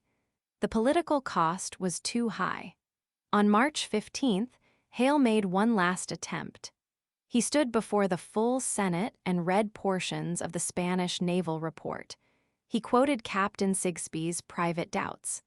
He presented testimony from Maine crewmen who described hearing multiple explosions, the pattern you'd expect from ammunition cooking off, not a single mine blast. Most of his colleagues had already left the chamber. Those who remained weren't listening. Senator Henry Cabot Lodge of Massachusetts interrupted Hale's presentation. Lodge had been pushing for war since February. The gentleman from Maine seems more concerned with defending Spain than defending America, Lodge declared. The remaining senators applauded. Hale's response was quiet but pointed. I'm concerned with defending the truth. Spain may be guilty of many things, but I don't believe Spain sank our ship. The applause stopped. Lodge called for a recess. After that session, Hale's political career began to crumble. Newspapers in his home state of Maine accused him of treason. Editorial cartoons depicted him shaking hands with Spanish officials while American sailors drowned in Havana Harbor. His own Republican Party started looking for someone to run against him in the next election. But Hale had uncovered one more piece of evidence, something that should have changed everything. A telegram from the Spanish Governor General in Cuba to Madrid, sent just hours after the Maine explosion. The message had been intercepted by American intelligence and translated. It read, "Explosion on American warship appears accidental. Our harbor pilot reports no Spanish vessels in vicinity. Investigating cause. Will provide all assistance to American rescue efforts." This telegram proved that Spain's immediate response was not the reaction of a guilty party. It was the response of a government genuinely surprised by a tragic accident. The telegram was classified and buried. Hale only learned about it because a State Department clerk, horrified by the rush to war, had leaked it to him. When Hale tried to present this telegram to the Senate, he was told it couldn't be introduced as evidence because it had been obtained through irregular channels. The same intelligence services that had intercepted Spanish communications to justify war preparations suddenly couldn't authenticate their own intercepts when those intercepts contradicted the war narrative. By April, Hale had become a pariah in his own party. The man who'd served Maine in the Senate for 16 years was being called a traitor by Maine newspapers. His colleagues avoided him in the Capitol hallways. His staff was pressured to resign. On April 11th, President McKinley asked Congress for authority to use military force against Spain. The request passed the House 310-6. In the Senate, the vote was 42-35. Eugene Hale was one of the 35 senators who voted no. His political career ended that night. War was declared on April 25, 1898. The splendid little war, as Secretary of State John Hay would call it. A war that cost 3,200 American lives and established the United States as a global imperial power. Eugene Hale retired from the Senate in 1911, largely forgotten by history. He'd spent the last years of his career trying to prevent a war he believed was based on a lie. He died in 1918, just as America was fighting another war that many believed should have been prevented. But Hale was right about the evidence. He was right about the Spanish response. He was right about the internal explosion theory. And by the time anyone was willing to admit it, "Remember the Maine" had already become the rallying cry that launched America into the imperial age. The slogan that would echo through every American war that followed.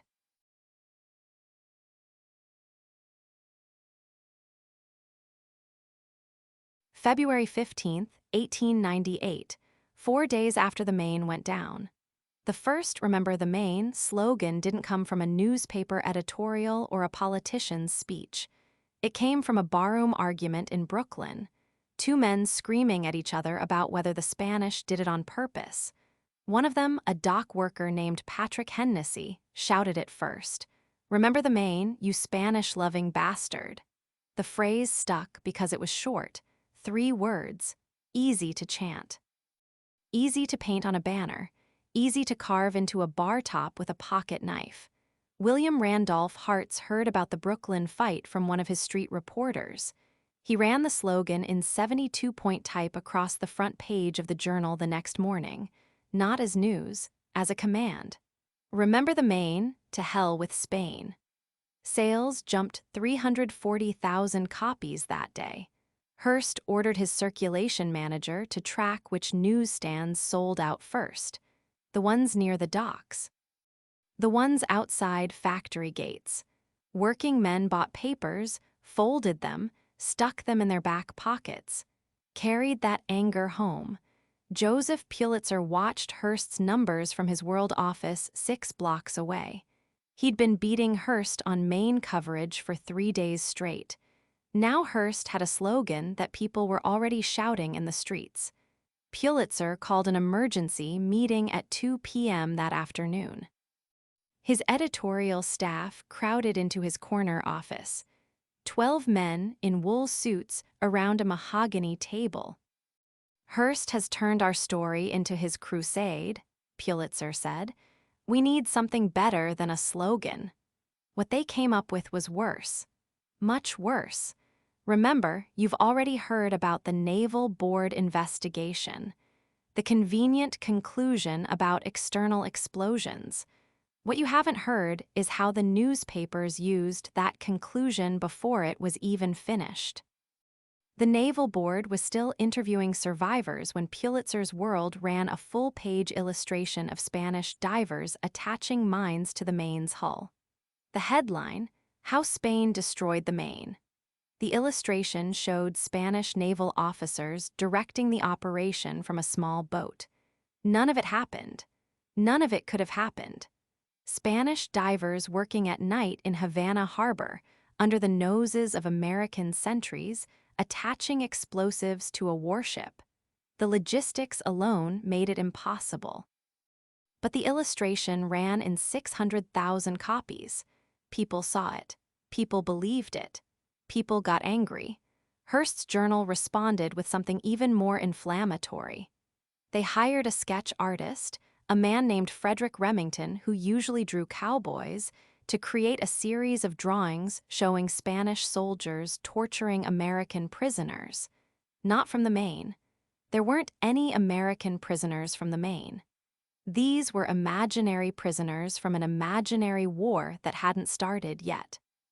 The torture drawings ran for 6 consecutive days. Different positions, different instruments. Always the same caption. "This is what Spain does to Americans." Spain wasn't torturing Americans, but by March 1st, "Remember the Maine" was being shouted at political rallies from Boston to San Francisco. Veterans groups adopted it. Labor unions painted it on strike banners. College students carved it into dormitory walls. The phrase had escaped its creators. Hearst and Pulitzer were no longer controlling the message. The message was controlling itself. President McKinley received 2,847 telegrams in the 2 weeks following the Maine explosion. His secretary, George Cortelyou, counted them personally. 2,109 of those telegrams demanded immediate war with Spain. 641 urged caution and investigation. 97 suggested negotiation. The math was brutal. For every American asking McKinley to slow down, 7 were telling him to attack. But here's what bothers me about those numbers. McKinley's staff never released them publicly. George Cortelyou kept detailed records of everything that crossed the president's desk. These telegram counts appear in his private journal, not in any official report. So how did the newspapers know exactly what pressure McKinley was facing? How did they know which telegrams to quote and which ones to ignore? The answer is simple. They didn't know. They were making it up. On March 7th, the Journal ran a story claiming McKinley had received thousands of telegrams demanding war. They quoted 5 of them, word for word, perfect grammar, identical formatting. Real telegrams don't read like newspaper editorials. They're abbreviated, misspelled, urgent. These 5 telegrams read like they'd been written by the same person. They probably were. By mid-March, "Remember the Maine" was appearing in contexts that had nothing to do with the explosion. Labor strikes, anti-immigrant rallies, political campaigns for local sheriff. The slogan had become a weapon that anyone could pick up and use. Cuban revolutionaries in New York started ending their fundraising speeches with "Remember the Maine." They'd been fighting Spain for 3 years. Now they had American martyrs to invoke. Confederate veterans, men who'd fought against the United States 37 years earlier, adopted "Remember the Maine" at their reunions. The same men who tried to destroy the Union were now demanding that Union blood be avenged. The slogan was making strange allies, former enemies united by a shared desire to kill Spaniards. Nobody asked why this felt so familiar, but if you'd lived through the 1860s, you'd recognize the pattern. Remember Fort Sumter had worked exactly the same way. One incident, endless repetition, public fury building until war became inevitable. The difference was that Fort Sumter had actually been attacked by Confederate forces. Everyone knew who fired the first shot and why. With the Maine, nobody knew anything, but uncertainty didn't matter. The slogan worked better without facts. Facts would have complicated things. By April 1st, you couldn't escape those 3 words. They were painted on buildings, carved into fence posts, sewn onto parade banners, shouted from soapboxes. "Remember the Maine" had become the background noise of American life, and then something strange happened. The Spanish government tried to apologize. Queen Regent Maria Cristina sent a personal letter to President McKinley expressing profound sorrow over the loss of American lives. She offered to pay compensation to the families of the dead sailors. She proposed a joint investigation with American naval experts. The letter arrived on April 4, 1898. McKinley read it that evening in his private study. According to Cortelyou's journal, the president spent 40 minutes drafting a reply accepting the Spanish proposal.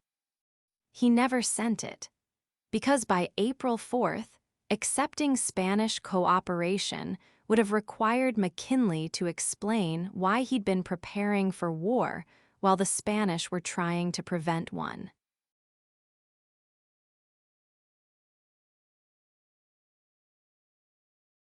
March 27, 1898.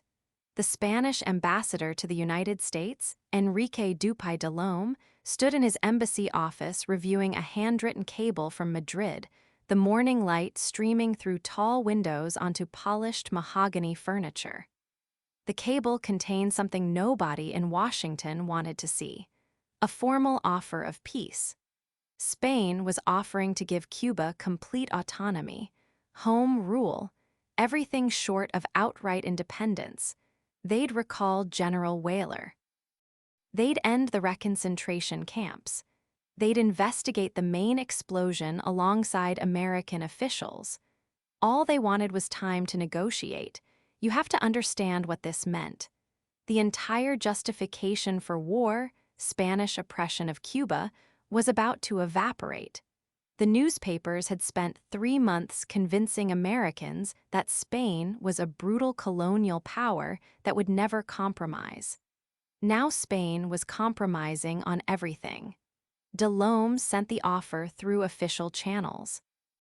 It reached the State Department at 2:47 p.m. Secretary of State John Sherman read it twice, then he walked it personally to the White House. McKinley was in the Oval Office with his secretary, George Cortelyou. The president read the cable without speaking. "What do you think?" Sherman asked. McKinley set the paper down. "I think Congress won't care." He was right. By March 27th, the war fever had its own momentum. Hearst's newspapers were printing special war editions. The Navy was quietly moving ships to Key West. Volunteers were already organizing in small towns across America. Peace was bad for business. A crowded newspaper editorial room in Lower Manhattan, dozens of men in shirt sleeves hunched over wooden desks, cigarette smoke thick in the air, the clatter of typewriter keys echoing off tin ceiling tiles. The journal's managing editor, Arthur Brisbane, had already commissioned artists to draw battle scenes. They had maps of Cuba ready for the front page. Headlines written in advance. You want to know how committed Hearst was to this war? His reporters in Havana were filing stories about Spanish atrocities that hadn't happened yet. They were interviewing Cuban rebels about battles they expected to fight. The Journal was covering a war that hadn't started as if it was already over. Spain tried again on March 31st, this time through unofficial channels. A Spanish businessman named Luis Polo de Bernabé met with Senator Henry Cabot Lodge at the Metropolitan Club in Washington. Polo had a message from Madrid. Spain would grant Cuba independence immediately if the United States would guarantee Spanish property rights and help negotiate an orderly transition. Lodge listened politely.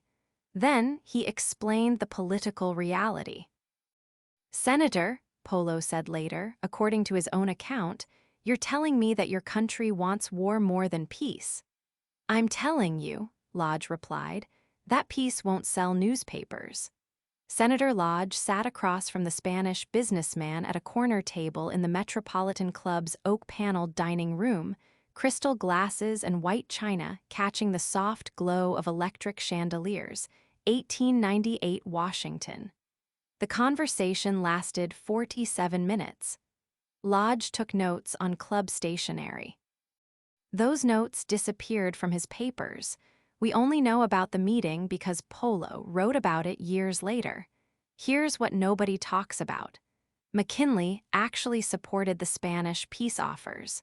Privately, he told his cabinet that Spain was being more reasonable than anyone expected, but he also knew that supporting Spanish proposals would destroy his presidency. The Republicans were already split on economic issues. He couldn't afford to look weak on foreign policy. So McKinley developed a strategy. He'd present the Spanish offers to Congress without endorsing them. Let the legislators reject peace themselves. That way, he could claim he'd tried diplomatic solutions while giving the war hawks what they wanted. On April 6th, he sent Congress a message summarizing Spain's peace proposals. He buried the most significant concessions in the middle of a long diplomatic paragraph. He mentioned Cuba's potential autonomy in passing. He described Spain's offer to investigate the Maine as unsatisfactory without explaining why. The message took 23 minutes to read aloud in the House. Most representatives weren't even listening by the time the clerk reached the Spanish offers. They were waiting for the war resolution. The House chamber filled with men in dark wool suits, some leaning forward in their seats, others checking pocket watches, afternoon sunlight streaming through tall windows as the clerk's voice echoed in the large chamber. Congressman Joe Cannon of Illinois was playing solitaire. Representative Thomas Reed of Maine was reading a newspaper. These were the men deciding whether America would go to war. The Spanish weren't done trying. On April 9th, they made their final offer: complete Cuban independence, immediate withdrawal of all Spanish troops, American supervision of the transition. Spain would even pay reparations for the Maine if an international tribunal found them responsible. It was everything America claimed to want. The offer arrived 3 hours too late. Congress had already passed the war resolution. McKinley signed it that evening. The Spanish ambassador requested his passport the next morning. Ambassador Delhomme stood at his embassy's front door holding a leather satchel, his black diplomatic coat buttoned against the April chill, a waiting carriage and driver visible on the cobblestone street.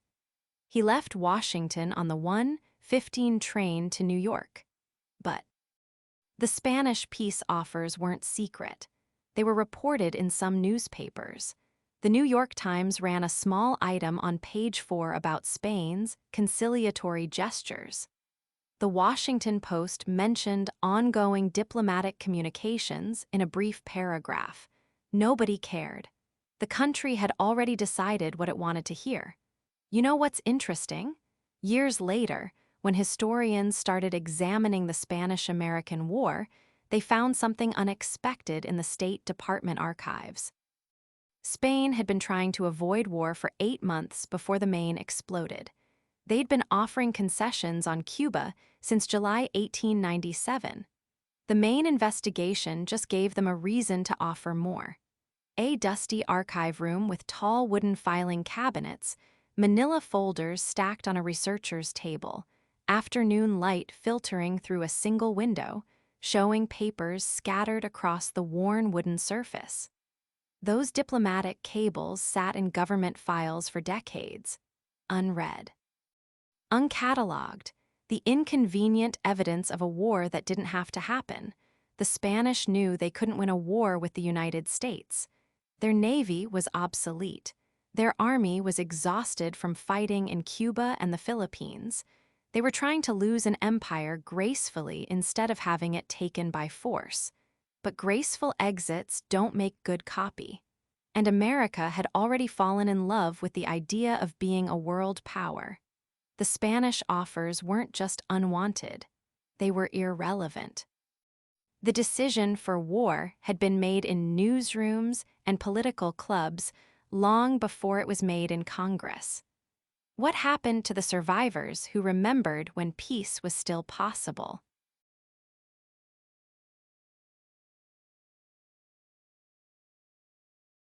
Chief Gunner's mate, Charles Morgan, wrote 3 letters home after the explosion. The first 2 made it to his wife in Boston. The Navy intercepted the 3rd one. Morgan survived because he was topside checking the anchor chain when the forward magazines went up. The old sailor stood at the bow of a rescue vessel in Havana Harbor, his uniform torn and salt-stained, writing by lamplight on February 17, 1898. He'd been in the Navy for 14 years. He knew what gunpowder smelled like when it burned. He knew what coal dust smelled like when it ignited. What he smelled that night wasn't gunpowder. The first letter, dated February 18th, reached Boston on February 24th. Morgan told his wife the explosion came from below, somewhere near the coal bunkers. He described the smell, acrid, chemical, not like anything he'd encountered in his years handling ordnance. The second letter, written 3 days later, went into more detail. Morgan had talked to other survivors. They were comparing notes. The timing bothered them. The sequence of the blasts bothered them even more. The third letter never left Cuba. Lieutenant Commander Adolph Merricks intercepted Morgan's correspondence on February 26th. A naval officer in dress blues sat at a wooden desk in the American consul's office in Havana, steam rising from a cup of coffee as he read handwritten pages by gaslight. Merricks was the Navy's judge advocate assigned to the court of inquiry. His job was gathering evidence. Apparently, that included deciding which evidence other people could share. Morgan wasn't the only one asking uncomfortable questions. Seaman First Class William Anthon had been in the engine room when the explosion hit. He survived because the blast threw him clear through a porthole. Anthon kept insisting the initial explosion came from outside the ship. He'd felt the hull buckle inward before the magazines went up. Nobody wanted to hear that version. You have to understand how this worked. The survivors weren't kept together after the rescue. They were scattered across different ships, different hospitals, different interview rooms. Injured sailors lay in narrow hospital beds at the U.S. Naval Hospital in Brooklyn, white sheets pulled up to their chins, a nurse in starched uniform checking charts in the dim ward. The ones asking questions found themselves transferred to different facilities. The ones sticking to the official story got better treatment. Fireman Second Class Michael Flynn learned this lesson fast. Flynn had been stoking the boilers when everything went to hell. His first statement mentioned hearing something impact the hull from outside. His second statement, given after a private conversation with a naval intelligence officer, focused on how dangerous the coal bunker fires had become. Flynn received a medical discharge with full benefits. He also received very specific instructions about what he could and couldn't discuss with reporters. The pattern was systematic. 28 sailors gave initial statements that contradicted the internal explosion theory. By March 15th, only 3 of those statements remained in the official record. The other 25 had been lost due to clerical error or determined to be unreliable due to shock and trauma. Chief Bosun's mate James Holden refused to change his story. Holden had 30 years in the Navy. He'd served on 7 different ships. He knew the difference between a coal fire and a mine explosion. An older sailor with gray whiskers sat rigidly in a wooden chair facing 3 officers at a long table, his weathered hands folded in his lap, 1898. When Holden testified before the court of inquiry, he described feeling the ship lift upward before the secondary explosions began. That suggested an external blast powerful enough to raise a 6,650-ton battleship. The court thanked him for his service. Then they buried his testimony in a classified appendix. Holden died 6 months later, heart failure, according to the death certificate. His widow received a Navy pension, but she had to sign a document agreeing never to discuss her husband's service aboard the Maine. The document was standard procedure, they told her. Every Navy widow signed the same agreement. By summer 1898, the surviving crew members had scattered across the country. Most took their discharge pay and disappeared into civilian life. The ones who stayed in the Navy found themselves assigned to remote stations. Guam, the Philippines, Alaska, places where curious reporters weren't likely to find them. But a few survivors kept talking anyway. Seaman George Halser settled in Cleveland after his discharge. He worked at a steel mill and kept his mouth shut for 3 years. Then, in 1901, he started giving interviews to local newspapers. Halser described the Maine's coal bunker fires in detail. He explained how the Navy had been fighting spontaneous combustion in those bunkers for months before the explosion. A man in a work shirt and suspenders stood outside a brick factory building, smoke rising from tall chimneys in the background, talking to a reporter with a notepad, 1901. He also explained why that didn't matter. The coal fires were in the wrong location to cause the magazine explosion. The blast pattern was wrong. The timeline was wrong. Halser had been studying the official report for 3 years, and the physics didn't work. The Cleveland Plain Dealer ran Halser's interviews for a week in November 1901. Then they stopped. The paper's editor received a visit from 2 men who identified themselves as Treasury agents. They had questions about the paper's tax filings. Suddenly, the editor decided Halser's story wasn't newsworthy after all.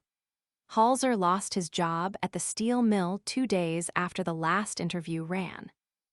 The foreman told him business was slow. They had to let people go. Halser was the only one they let go that week. Machine shop apprentice Joseph Price tried a different approach.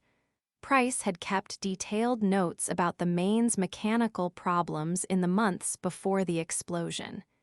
He documented every repair, every malfunction, every concern the crew had raised about the ship's condition.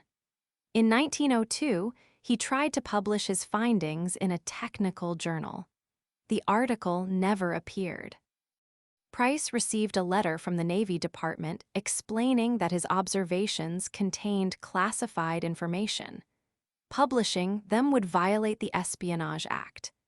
The fact that the Espionage Act wouldn't be passed until 1917 apparently didn't matter. A young man in civilian clothes sat at a small desk in a boarding house room, handwritten pages scattered around him, a single electric bulb hanging from the ceiling. 1902. The Navy had spoken. The article was dead. Price spent the rest of his life working in machine shops across the Midwest. He never spoke publicly about the Maine again, but he kept his notes. When he died in 1947, his son found them in a trunk in the attic. The son tried to donate them to the Naval History Center. The center wasn't interested. By 1905, most of the Maine survivors had learned to keep quiet. The ones who didn't face systematic harassment, their mail was intercepted.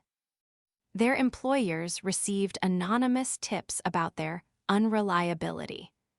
Their neighbors heard stories about their drinking problems or their mental instability. The message was clear: remember the Maine, but remember it the right way. The wrong way carried consequences.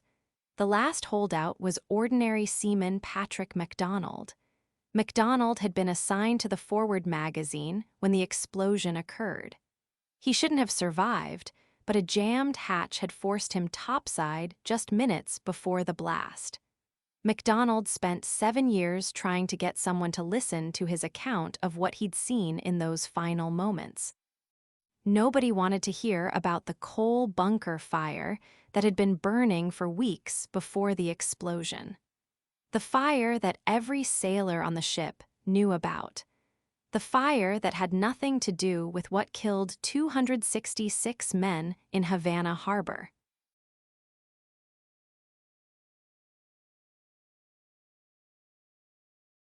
February 16, 1898. 3 days after the Maine exploded. That's when Captain Crowninshield received the telegram that would change everything he thought he knew about what happened in Havana Harbor. The message came from Lieutenant Commander Adolph Merricks, the Navy's lead investigator on the ground in Cuba. 18 words that should have stopped the rush to war cold. Coal bunker fire adjacent to magazine. Evidence of internal combustion. Recommend immediate technical review before conclusions. Coal bunker fire, not a Spanish mine, not sabotage. A fire in the coal storage compartment right next to the ammunition magazine. You'd think this would have been front-page news, right? The Navy's own investigator suggesting the Maine might have blown itself up.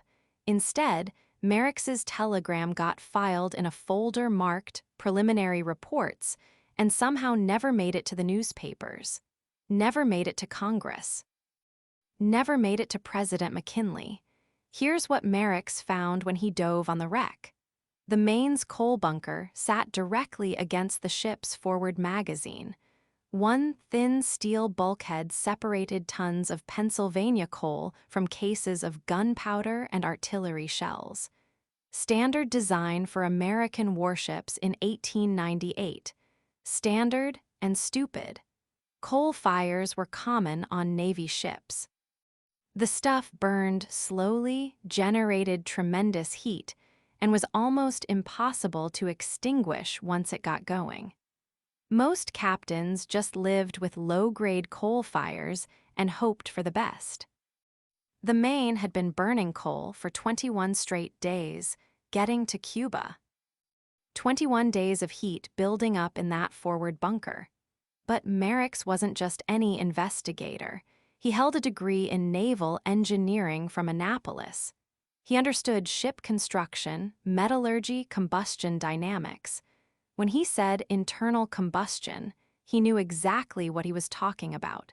His full report ran 47 pages, detailed drawings of the wreck, temperature calculations, metallurgical analysis of the twisted steel plates, mathematical models showing how coal fires could generate enough heat to warp a steel bulkhead, create metal fatigue, eventually cause catastrophic failure. The report concluded that spontaneous combustion in the coal bunker generated temperatures exceeding 1,800 degrees Fahrenheit. The forward magazine exploded when superheated steel finally gave way. No external explosion. No mine. No Spanish attack. Just bad ship design and the laws of physics. So why didn't anyone hear about this? Draw your own conclusions, but consider the timeline. Merrick's filed his technical report on February 20th. William Randolph Hearst published his Spanish sabotage cert headline on February 21st. The Naval Court of Inquiry announced their external explosion finding on March 21st. Merrick's engineering analysis simply disappeared into Navy files. Actually, that's not quite accurate. The report didn't disappear. It got reclassified. Internal use only became the designation, which meant congressional investigators couldn't access it. Newspaper reporters couldn't request it. Even other Navy officers needed special permission to read their own engineers' findings. Lieutenant Commander Merrick's requested permission to present his technical analysis to the Naval Court of Inquiry. Permission denied. He requested permission to brief Congress on his engineering findings. Permission denied. He requested permission to speak with newspaper reporters about the coal fire evidence. You can guess how that went. The official reason? Ongoing investigation requires operational security. The real reason? Merrick's report made war impossible to justify. Hard to rally the American people against Spanish treachery when your own Navy engineer says the Spanish had nothing to do with it. But Merrick's wasn't the only one who understood what really happened. Chief Engineer Charles Howell survived the explosion. Spent 2 weeks in a Havana hospital with burns and broken ribs.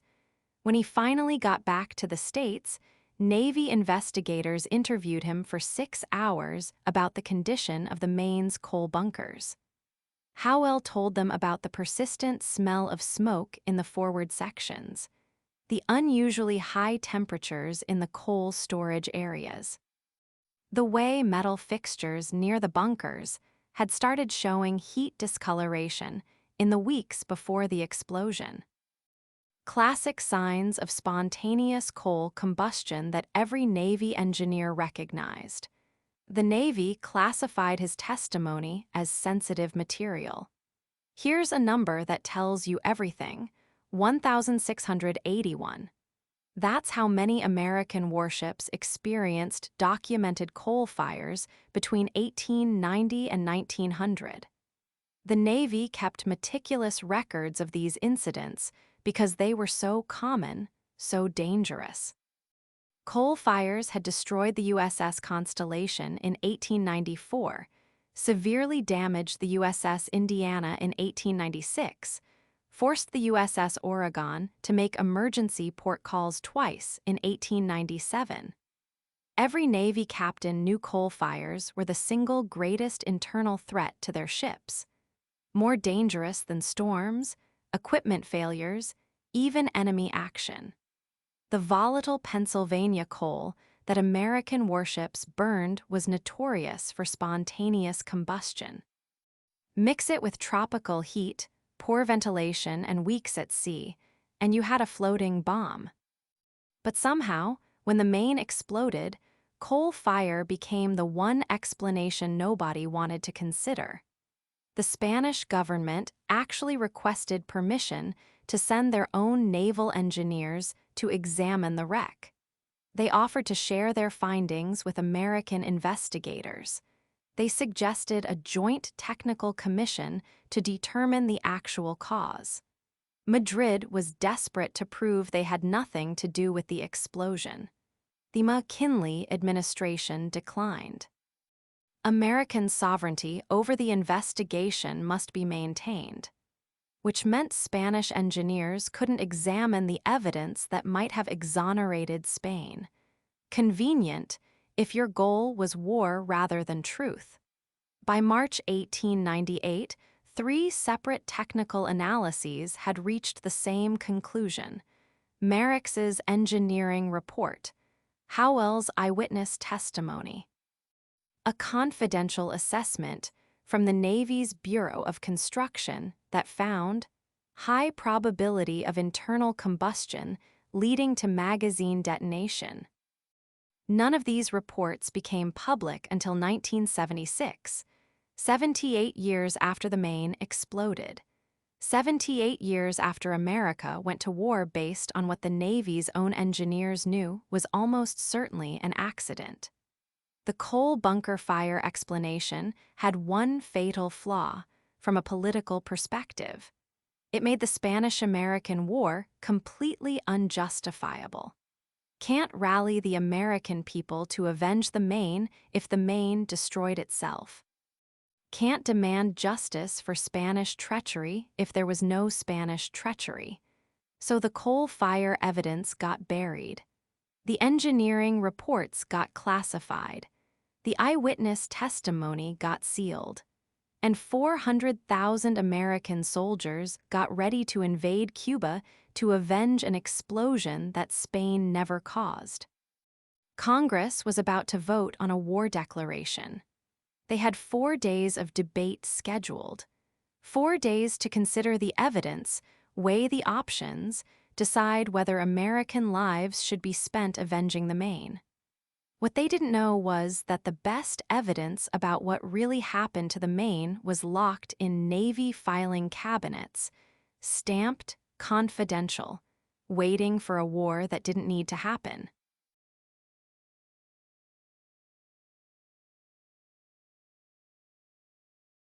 April 17, 1898. The house galleries packed tighter than a cattle car. You want to know how fast a democracy can sleepwalk into war? 4 days. That's how long it took Congress to go from McKinley's war message to signed declaration. 4 days to commit the nation to its first overseas conflict.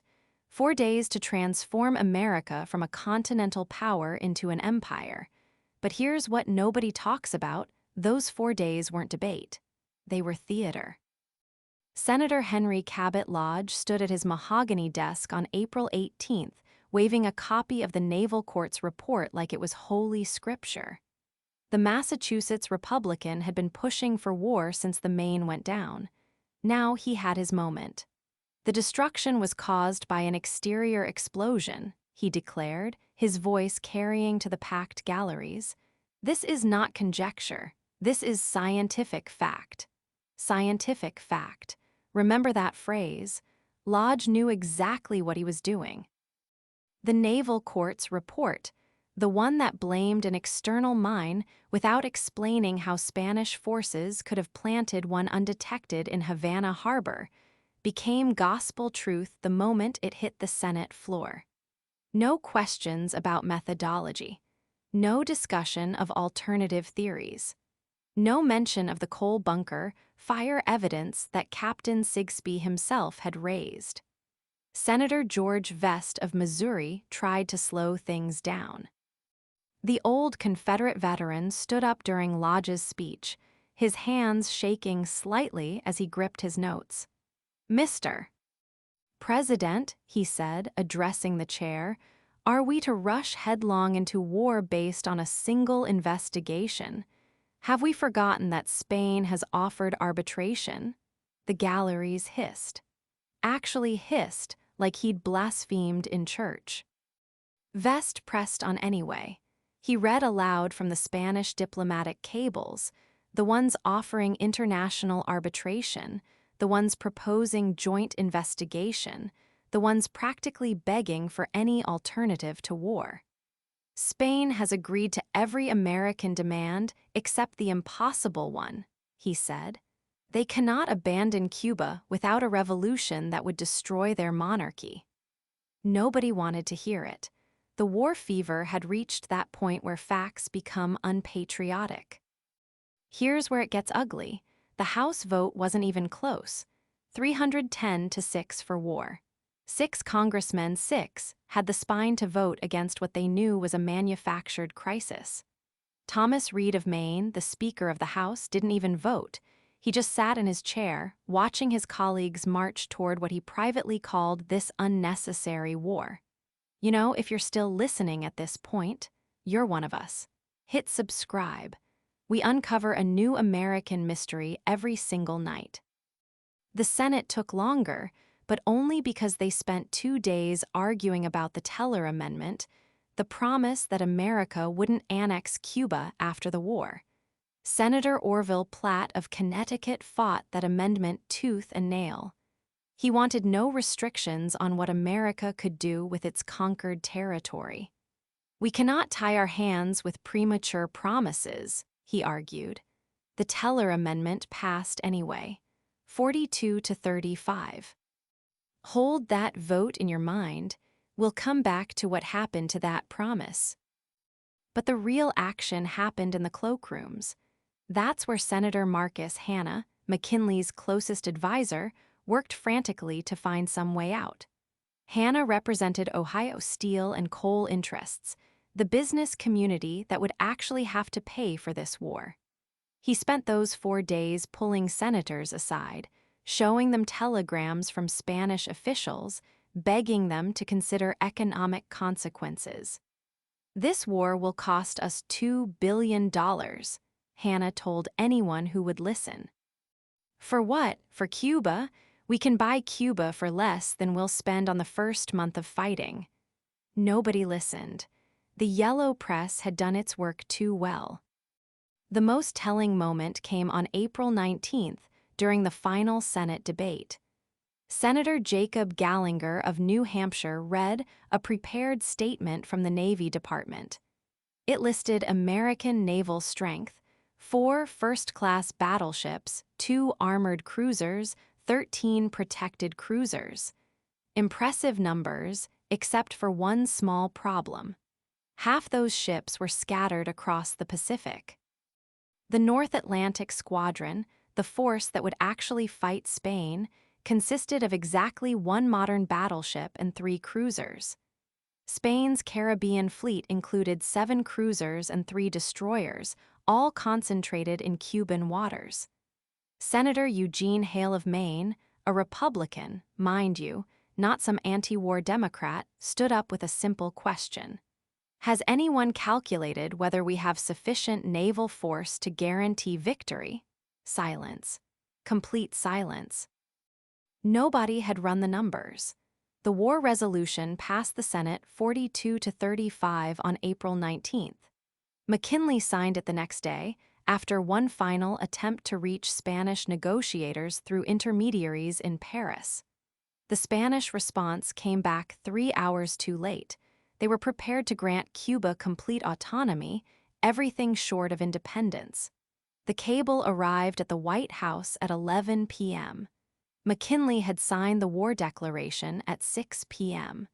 3 hours. That's how close America came to avoiding its first imperial war. The declaration included 4 specific demands: Spanish withdrawal from Cuba, Cuban independence, American naval blockade of Cuba, and presidential authority to use military force. Spain had already agreed to the first 2. The blockade was an act of war regardless. The 4th demand, unlimited presidential war powers, was the real prize. Congress had just handed McKinley a blank check to fight anywhere, anytime, for any reason connected to Cuba. No limits on scope. No restrictions on duration. No requirement to consult Congress before expanding operations. Within 6 months, American forces would be fighting in the Philippines, 8,000 miles from Cuba. The war to liberate Cuba became the war to acquire the Philippines, Puerto Rico, and Guam. The Teller Amendment, that promise not to annex Cuba, turned out to be worthless. America didn't annex Cuba, it just made Cuba a permanent protectorate under the Platt Amendment. But here's the part that should keep you awake. Those 6 congressmen who voted against war, within 2 years, 4 of them had lost their seats. The newspapers that supported them lost advertising. The business interests that backed them found their federal contracts canceled. Democracy had spoken, and democracy said dissent was treason. Thomas Reed, the speaker who refused to vote, resigned from Congress entirely. He told friends privately that he couldn't stomach what America was becoming. "We have become an empire," he wrote to his wife. "God help us all." The Spanish-American War lasted 113 days. American combat deaths, 385. Deaths from disease, 2,061. Total cost, $250 million. The USS Maine investigation files, sealed for 60 years. Tomorrow night, we'll talk about those files and why the Navy spent 6 decades hiding the evidence that might have prevented this war. The documents that disappeared for 60 years contain details that would have changed everything, if anyone had been allowed to see them.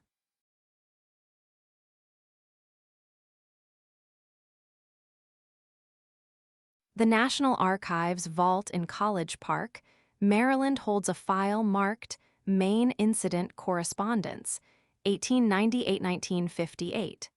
For 60 years, nobody asked to see it. The file contains 847 pages of documents, telegrams between naval commanders who disagreed with the official findings, letters from Spanish officials offering evidence that never made it to the investigating board, reports from divers who found things that contradicted the explosion theory everyone wanted to believe.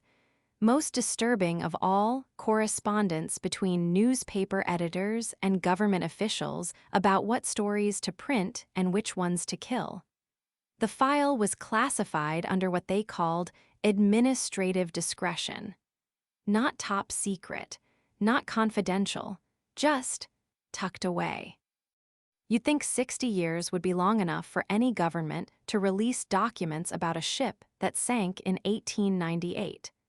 But this particular collection didn't see daylight until 1958, and even then, only because a persistent historian named Dr. Margaret Leach kept filing requests. Leach was writing a biography of President McKinley. She needed access to his correspondence about the Maine crisis. The archivists kept telling her the documents were being processed. For 3 years, they gave her the same answer: being processed. She finally threatened to sue. The first document in the released file was a telegram dated February 17, 1898, 2 days after the explosion. It was from Captain French and Sir Chadwick, the naval attaché in London, to Secretary of the Navy John D. Long. The message was brief. British Admiralty experts examined photographs. Explosion characteristics inconsistent with mine detonation. Suggest delay on official conclusions. The telegram had a handwritten note in the margin: File, do not circulate. JDL? You'd expect that kind of caution from the Navy Department. They were dealing with a potential war. But here's what you wouldn't expect: 23 similar messages from naval experts in France, Germany, and Britain. All of them question the mine theory. All of them were marked file, do not circulate. The Spanish documents were even more damning. Ambassador Enrique Dupuy de Lome had been recalled to Madrid after his letter criticizing McKinley became public. But before he left Washington, he sent a series of cables to the Spanish Minister of Marine. The cables described evidence the Spanish Navy had gathered about harbor conditions in Havana. According to the Spanish findings, the Maine had been anchored directly over a section of harbor bottom where previous ships had reported gas emissions. Methane, most likely. The Spanish had warned American harbor pilots about the area 3 times in January 1898. They had documentation. They offered to share it with the American Investigating Board. The offer was declined. One cable from de Lome was particularly specific. American vessel positioned over known gas venting area. Previous incidents recorded 1895, 1896. Harbor master warned American pilot February 10. Pilot acknowledged warning but maintained position on orders from ship's captain. The cable was dated February 16, 1898, one day after the explosion. Someone in the State Department had received it, read it, and filed it away without forwarding it to the Navy Department. But the most revealing documents came from an unexpected source: William Randolph Hearst's own files. The publisher had donated his papers to the University of California in 1951. Buried in boxes of correspondence were letters between Hearst and several government officials during the Maine crisis. The letters showed coordination between Hearst's newspapers and certain members of Congress who wanted war with Spain. Senator Henry Cabot Lodge had written to Hearst on February 18, "Your coverage has been invaluable in preparing public sentiment. Continue emphasizing Spanish treachery. Avoid technical speculation about explosion cause."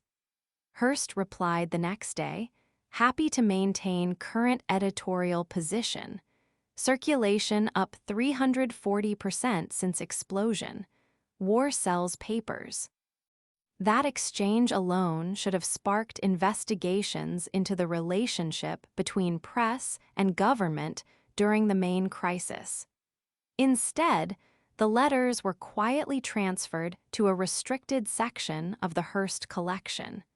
They remained there until 1958. The survivor testimonies were equally troubling. The Navy Department had interviewed 89 survivors of the Maine explosion. The official report included statements from 23 of them.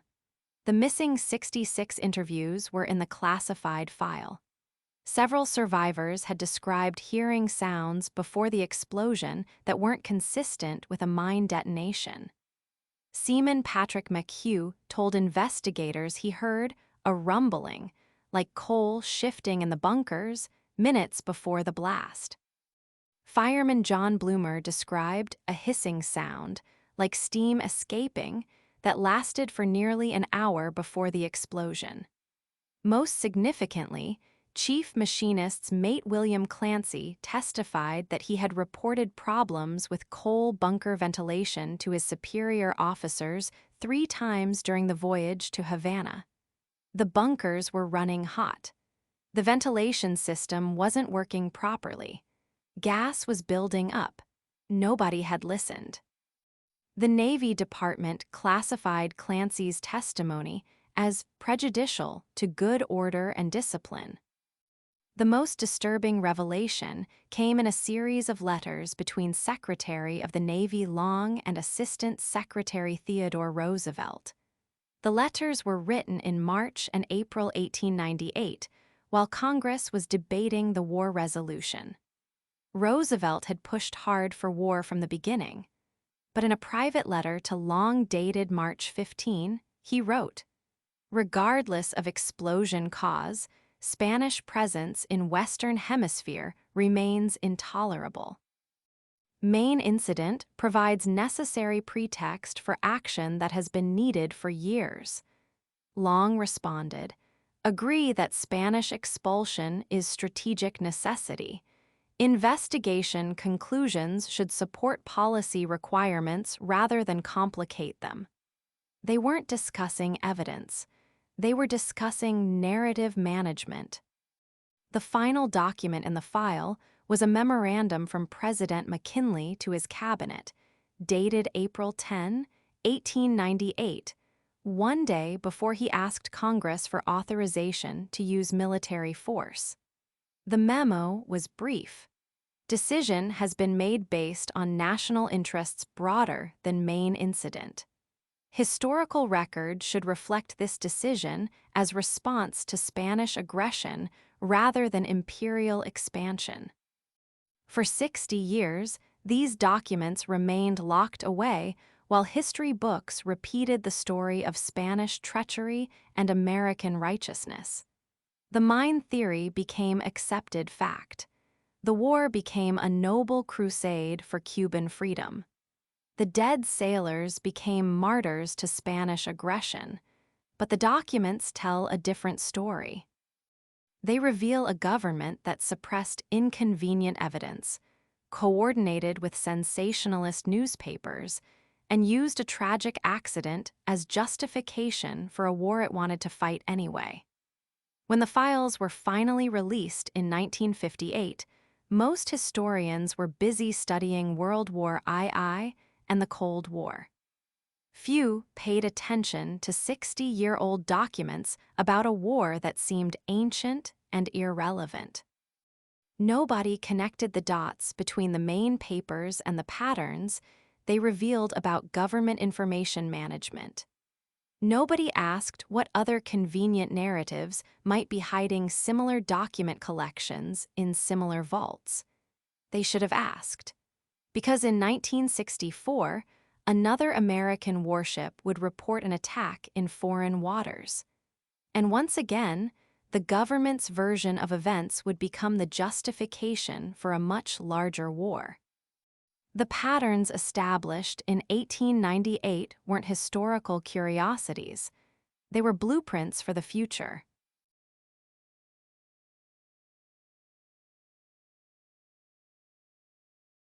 Admiral Hyman Rickover walked into the Naval History Division on March 15, 1976, carrying a single manila folder marked USS Maine Final Review. The man who'd revolutionized submarine warfare was about to demolish 78 years of official naval history. He didn't look particularly pleased about it. You have to understand where we were in 1976. Watergate had ended 2 years earlier. The Pentagon Papers had shown how the government lied about Vietnam. Americans were asking harder questions about official stories.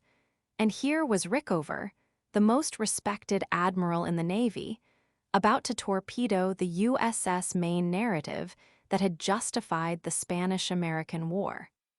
The investigation team had spent 2 years re-examining every piece of evidence. They used computer modeling that didn't exist in 1898. They analyzed metallurgy reports with 1970s precision. They interviewed the last living relatives of Maine survivors. What they found made the original Naval Board's conclusions look like amateur hour. The coal bunker theory, the one everyone had whispered about but never officially pursued, suddenly had hard evidence behind it. The spontaneous combustion of coal wasn't some wild speculation. It was documented science. Here's what the 1976 investigation proved beyond doubt. The explosion originated inside the ship. Not from a mine, not from Spanish sabotage. from a coal fire that had been smoldering in Bunker A-16 for at least 6 days before the Maine reached Havana Harbor. The evidence was overwhelming. Temperature readings from the ship's log showed abnormal heat in that exact compartment. The blast pattern, when properly analyzed, showed an internal explosion that ruptured outward. The condition of the hull fragments proved the metal had been superheated from the inside before the explosion occurred. But the 1898 Naval Board had access to most of this same evidence. They chose not to pursue it. Captain Charles Sigsbee's final report, the one that disappeared for 60 years, contained detailed observations about coal dust accumulation and ventilation problems. The divers in 1898 found coal residue mixed with the hull fragments. 3 survivors specifically mentioned noticing unusual smells from the coal bunkers in the days before the explosion. The 1976 team found something else. Internal Navy correspondence from February 1898, cables between Washington and Key West, discussing acceptable losses and strategic opportunities. Nobody used those exact words about an accident. Admiral Rickover's report was 500 pages of methodical destruction. Every conclusion from 1898 was systematically dismantled. The mine theory, physically impossible given the blast pattern. The Spanish sabotage theory, no evidence of external interference. The mysterious explosion theory, completely explained by documented coal fire science. The report was classified immediately upon completion. Only 12 copies were ever printed. You want to know why? Because in 1976, America was still dealing with the consequences of that war. The Philippines hadn't gained independence until 1946. Guantanamo Bay was still occupied Cuban territory. Puerto Rico remained a U.S. territory. Admitting the entire war started because of a coal fire would have raised some uncomfortable questions about American foreign policy. The families of the 266 sailors who died deserved the truth. They got a press release instead. 2 paragraphs in the back of the Washington Post. No congressional hearing, no official apology, no revision of history textbooks. The Maine's crew was still buried in Cuban soil when Rickover's report was filed away. But some people noticed.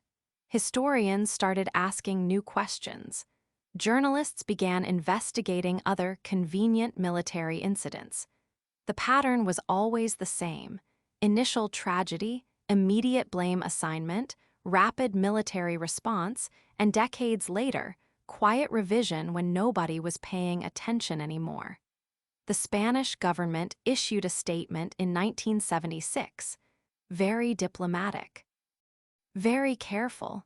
It essentially said, "We told you so in 1898, but nobody wanted to listen." They were right.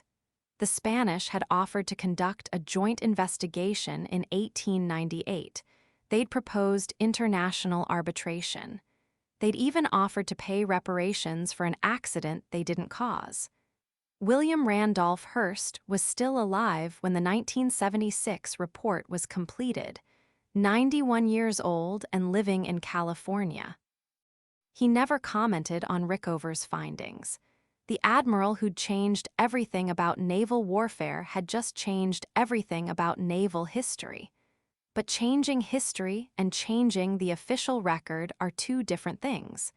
The Maine explosion remained, officially, an external blast of undetermined origin. The war it started remained a liberation of Spanish colonies. The empire it built remained strategic democratization. Rickover's report joined thousands of other inconvenient truths in the government's vast filing system. The Spanish-American War had lasted 4 months. The cover-up had lasted 78 years. And even when the truth came out, officially documented and scientifically proven, it changed exactly nothing about how that war was remembered or taught. Rickover would spend his remaining years wondering if anyone had learned anything at all.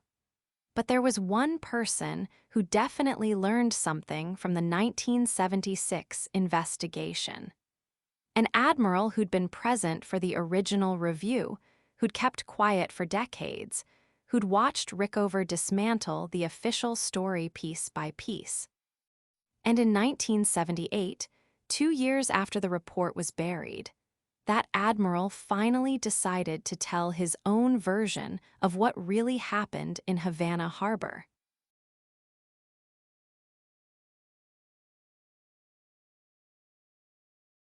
Admiral Pascual Cervera y Topete stood on the deck of his flagship Infanta Maria Teresa in Santiago Bay, May 19, 1898.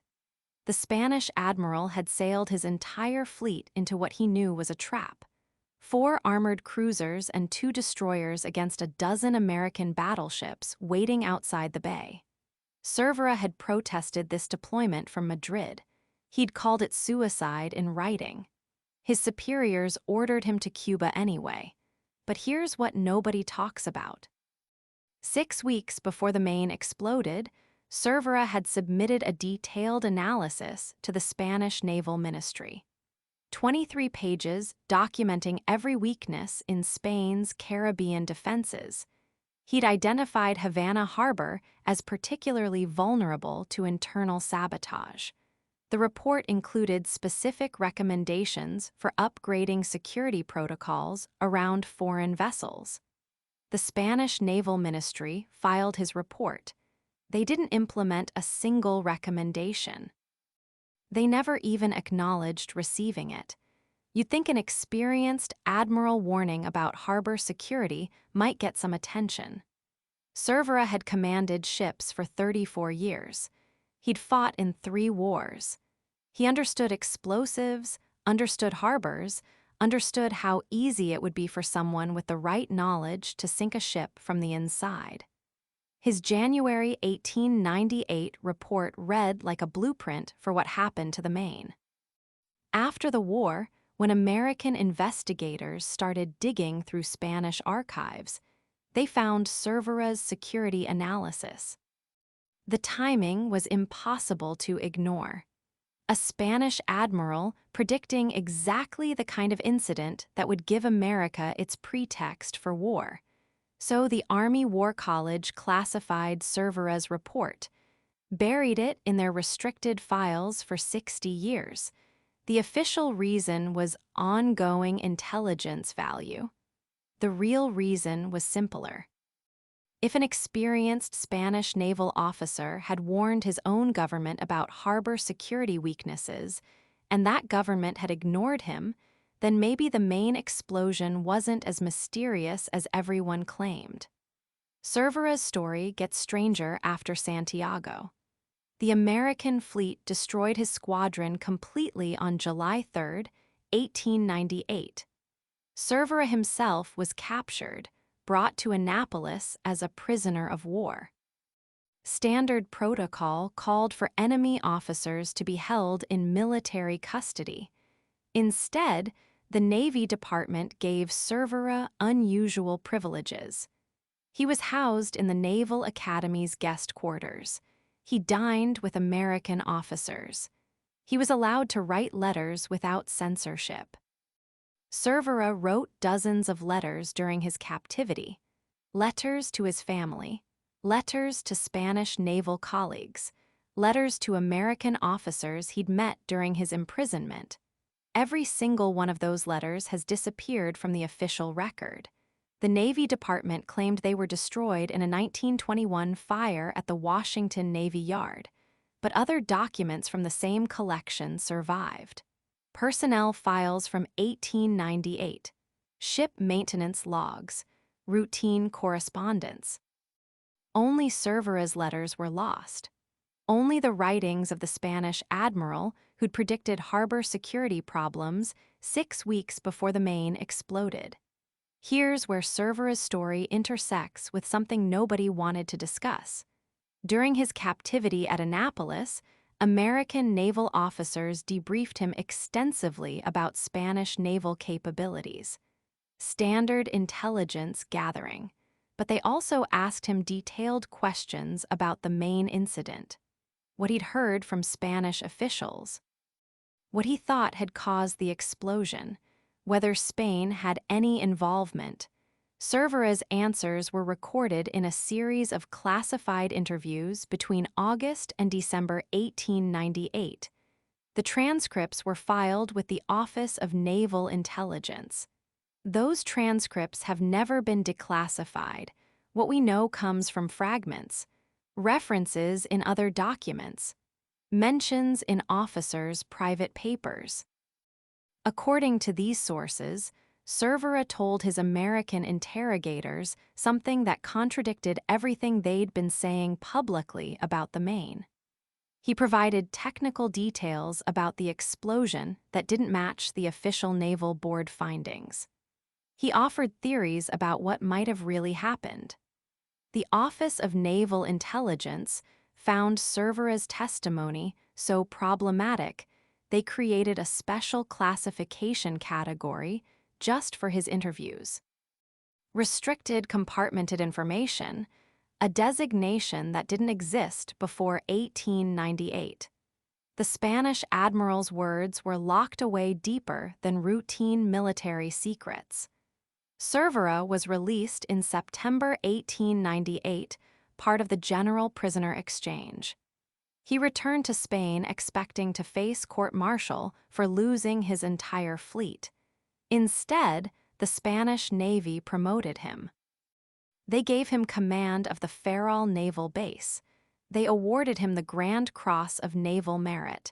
They treated him like a hero, not a failure. Spanish naval records from this period are revealing. Cervera's promotion came with unusual conditions.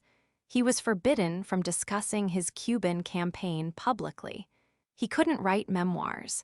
He couldn't give interviews about the war. The Spanish Navy essentially bought his silence with honors and advancement. But Cervera found ways around the restrictions. In 1912, 14 years after Santiago, he started writing private letters to a Spanish naval historian named Captain Eduardo Pondal. 27 letters over 3 years, detailed discussions about the Spanish-American War, technical analysis of the Maine explosion, theories about what really happened in Havana Harbor. Pondal was preparing an official Spanish naval history of the war. He'd been commissioned by the Naval Ministry to write the definitive Spanish account. Cervera's letters were supposed to provide insider perspective from Spain's most senior commander in the conflict. Instead, Cervera wrote things that contradicted the agreed-upon Spanish version of events. In his March 1914 letter to Pondal, Cervera wrote, "The explosion characteristics described by American investigators do not match any Spanish naval mine in our inventory. The damage pattern suggests internal ignition, but not from coal bunker fire. I believe someone with detailed knowledge of American naval architecture designed this incident specifically to implicate Spain while providing clear evidence of external attack." Pondal showed this letter to his superiors at the Naval Ministry. They immediately ordered him to cease correspondence with Cervera. The official Spanish naval history was never published. Cervera died in 1909, 5 years before his most damaging letter was written. The letter was signed P. Cervera and matched his handwriting perfectly. But the Spanish Naval Ministry conducted a quiet investigation and determined the letter was authentic. An aging Spanish admiral, 5 years dead, had somehow continued providing testimony that undermined both Spanish and American official versions of the Maine incident. The mystery deepened when Pondle's papers were examined after his death in 1923. His files contained 43 letters attributed to Cervera, but only 16 were written while the admiral was alive. The remaining 27 letters were dated between 1910 and 1915, all in Cervera's handwriting, all containing detailed technical information about the Maine explosion. Someone was continuing Cervera's correspondence after his death. Someone with access to his personal papers, his handwriting samples, and classified information about the Maine incident.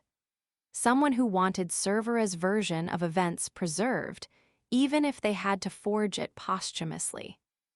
The Spanish government quietly confiscated Pondle's entire collection in 1924. They claimed the letters were forgeries designed to embarrass Spain. But they never explained how forgeries contained accurate technical details that weren't publicly available. They never identified who might have created such elaborate fakes. They just made the whole collection disappear. American intelligence learned about the Cervera letters in 1925 when a Spanish naval attaché defected and brought copies to Washington. The Office of Naval Intelligence immediately classified the entire collection. They created another new security designation: historical compartmented information, documents too sensitive for normal historical archives. Those letters remained classified until 1976, when the same congressional investigation that re-examined the Maine explosion also reviewed related intelligence files. The investigators found that 22 of the 43 Cervera letters contained information that directly contradicted the 1898 Naval Board conclusions about the Maine. Information that supported the theory of internal sabotage rather than external attack. But the 1976 congressional investigators never published the Cervera letters. They referenced them in their classified annexes, but the actual text remained secret. A Spanish admiral's posthumous testimony about American naval history stayed locked in American intelligence files. Today, the Cervera collection sits in a restricted vault at the Naval Historical Center. Researchers can request access, but approval requires clearance from 3 separate government agencies. In 47 years since the 1976 investigation, exactly 7 historians have been granted access to read a dead Spanish admiral's thoughts about an 1898 explosion. Draw your own conclusions about why testimony from Spain's senior naval commander remains classified 125 years after the incident. About why a man's words became more dangerous after his death than during his lifetime. About why both Spanish and American governments worked so hard to suppress what Cervera actually believed about the Maine. But remember this: when America went to war with Spain, it wasn't just about Cuba. The victory gave us the Philippines, Guam, Puerto Rico, an entire Pacific empire acquired because a ship exploded in Havana Harbor. And the one man who might have explained what really happened spent his final years writing letters that governments on both sides of the Atlantic decided were too dangerous for public consumption.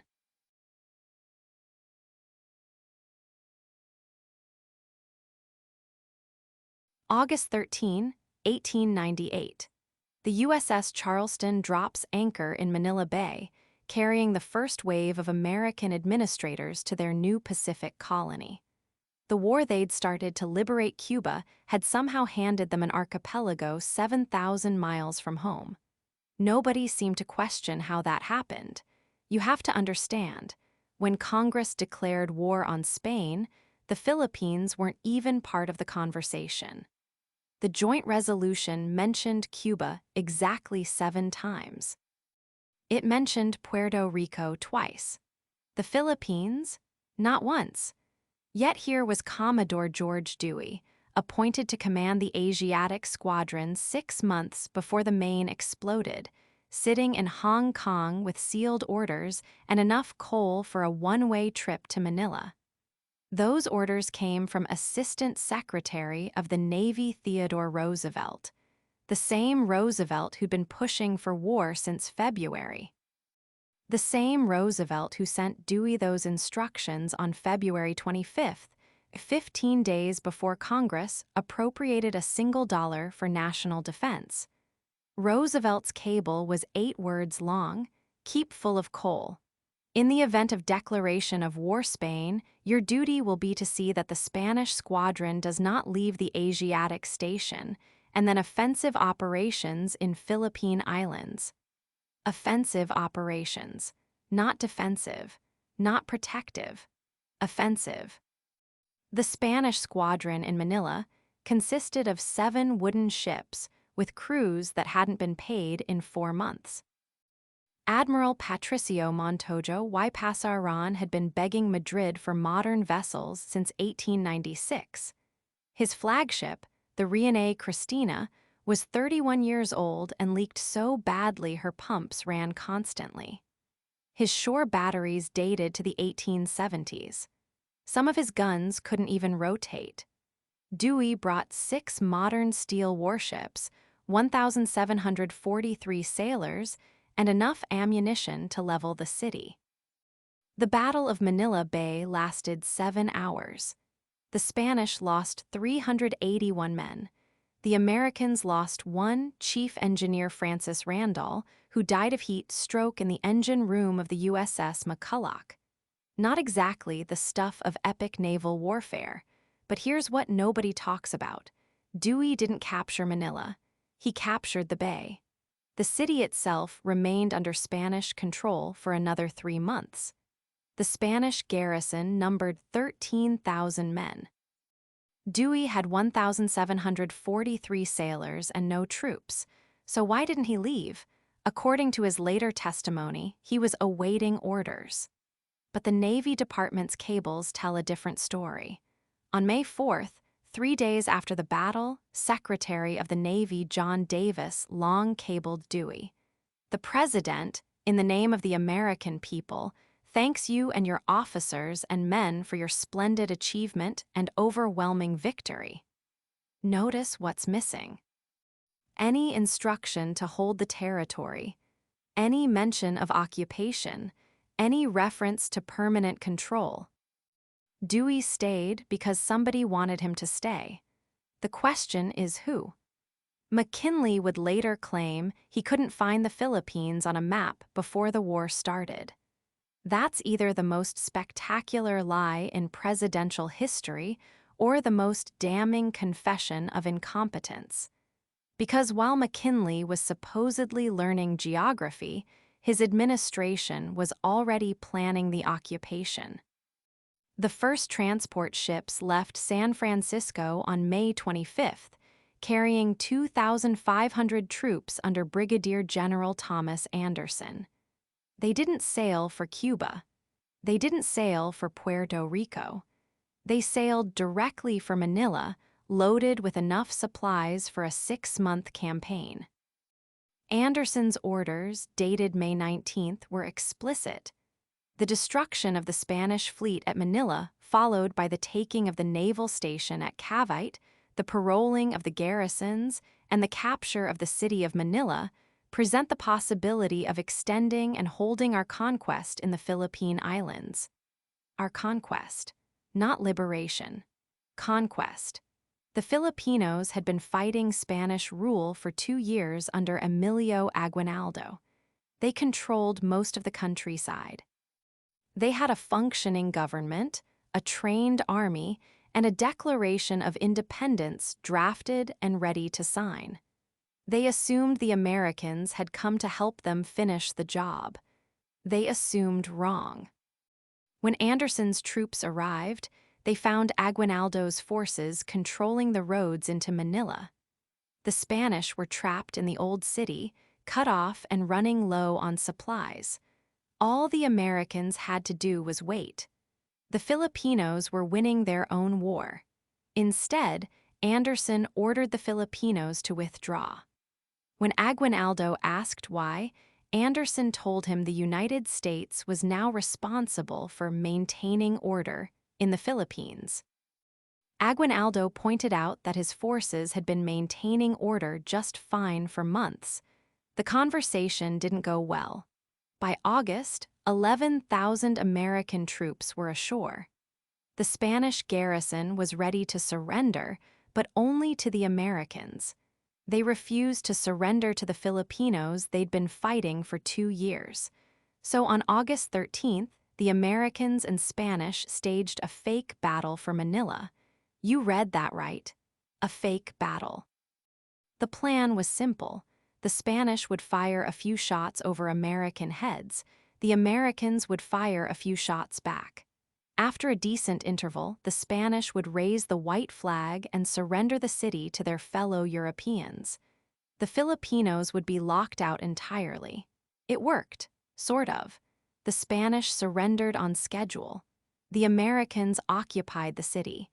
But somebody forgot to tell Aguinaldo's men they weren't invited. Filipino units started entering the city through the northern gates. American troops had to physically block them from liberating their own capital. That's when the shooting started for real. Not between Americans and Spanish, they were sharing cigars by then. Between Americans and Filipinos. The war America fought to free Cuba had somehow turned into a war to conquer the Philippines. A war that would drag on for 3 more years, cost 4,234 American lives, and kill somewhere between 200,000 and 1 million Filipinos. Nobody kept careful count of the brown bodies. The insurance companies did keep count, though. Because while Congress was debating whether America had accidentally become an empire, the actuaries were busy calculating the cost of insuring American investments in a brand new colony. Those numbers tell a different story about who knew what, and when they knew it.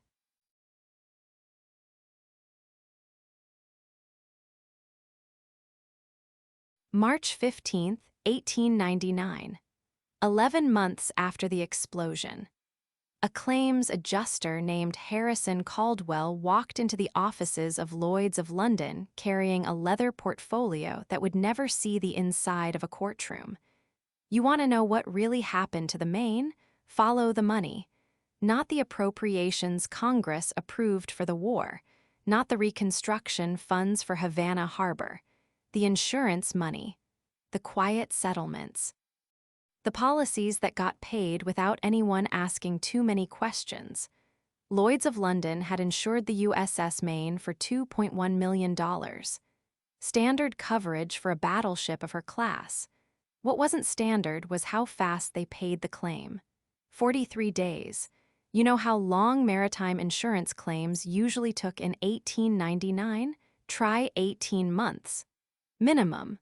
But Caldwell's report, the one that justified the rapid payout, contained exactly 7 pages. 7 pages to document the loss of a 6,682-ton warship. The report that justified paying out over $2 million. Most of those pages dealt with jurisdictional questions, which court had authority, whether Spanish territorial waters affected the policy terms. Standard bureaucratic hedge trimming. What you won't find in those 7 pages is any technical analysis of the explosion itself. Caldwell interviewed exactly 3 people. Captain Sigsbee, Chief Engineer Darwin Merritt, and Lieutenant Commander Adolph Marix, who'd served on the Naval Board of Inquiry. 3 conversations. Total duration, according to his expense reports, 4 hours and 20 minutes. Nobody asked Caldwell to examine the wreck. Nobody suggested he review the testimony of the Spanish harbor pilots who'd been working that night. Nobody thought it might be worth talking to the divers who'd spent weeks in Havana Harbor pulling bodies from the twisted metal. The insurance company that stood to lose over $2 million accepted the Naval Board's finding without conducting its own investigation. Lloyd's of London took the Navy's word. Now, you might think that's reasonable. Military vessel, military investigation, case closed. Except Lloyd's had a reputation for being absolutely ruthless about investigating maritime claims. These were the people who sent investigators to the Arctic to examine wrecked whaling ships, who dispatched teams to examine storm damage in the South Pacific, who once spent 6 months investigating the loss of a cargo vessel worth 1/10 what the Maine cost. But a battleship explodes in Havana Harbor, and they accept a 7-page report from a claims adjuster who spent less than 5 hours reviewing the case. Here's what Caldwell's expense reports show. He arrived in New York on February 28, 1899, met with naval officials March 1st through 3rd, filed his preliminary report March 4th, sailed back to London March 6th. 6 days in America. $2 million approved for payout. But there's something else in those expense records. Something nobody talks about. Caldwell billed for meals with government representatives on 4 separate occasions. Breakfast March 1st, lunch March 2nd, dinner March 2nd, lunch March 3rd. Who were these government representatives? The expense reports don't say. They list the restaurants, Delmonico's, the Union Club, Sherry's, places where powerful men conducted business over expensive meals. But the names of Caldwell's dining companions remain mysteriously absent from the paperwork. Standard Lloyd's procedure required listing all parties present at business meals. The company demanded detailed accounting for every expense over $5. These 4 meals totaled $38, a week's wages for most Americans. And somehow, the names got omitted. The paperwork got lost. What we do know is that on March 5, 1899, the day before Caldwell sailed for London, Assistant Secretary of the Navy Frank Hackett sent a telegram to the British Admiralty. The content of that telegram remained classified until 1963. When it was finally released, most of it had been redacted. What survived was a single line, grateful for expedition in resolving recent maritime matter. The Maine claim wasn't the only policy Lloyd's expedited that spring. Between March and June 1899, they fast-tracked settlements for 7 other vessels damaged or destroyed in Caribbean waters. Total payout, $847,000. Average processing time, 6 weeks. All 7 ships had been carrying supplies to support the American military buildup in Cuba and Puerto Rico. All 7 had suffered what the reports called unexplained mechanical failures. And all 7 claims were handled by the same adjuster who'd processed the Maine settlement. Harrison Caldwell processed over $3 million in Caribbean maritime claims in 4 months. His standard commission was 3%. You do the math, but here's the part that should really bother you. In 1902, Caldwell left Lloyd's of London and took a position with the newly formed Bureau of Insular Affairs, the War Department office that administered America's new territories. His starting salary was $4,200 per year, triple what most government administrators made. The Bureau of Insular Affairs reported directly to the Secretary of War. Its first major contract was a $2.8 million infrastructure project in the Philippines. The project required extensive maritime insurance coverage for supply shipments across the Pacific. Guess which insurance company got the contract? The Lloyd's files contain one more document that nobody talks about. A letter dated March 20th, 1899, 2 weeks after Caldwell returned to London. It's addressed to H.C. and signed with the initials FH. Frank Hackett, the Assistant Secretary of the Navy who'd sent that classified telegram. The letter thanks Caldwell for his professional discretion and mentions future opportunities for mutual benefit. It closes with a line that reads, "Trust this matter remains between gentlemen." That letter stayed in the Lloyd's archives for 64 years. It was discovered during a routine file purge in 1963, the same year the Hackett telegram was declassified. Both documents were scheduled for destruction as part of standard records management.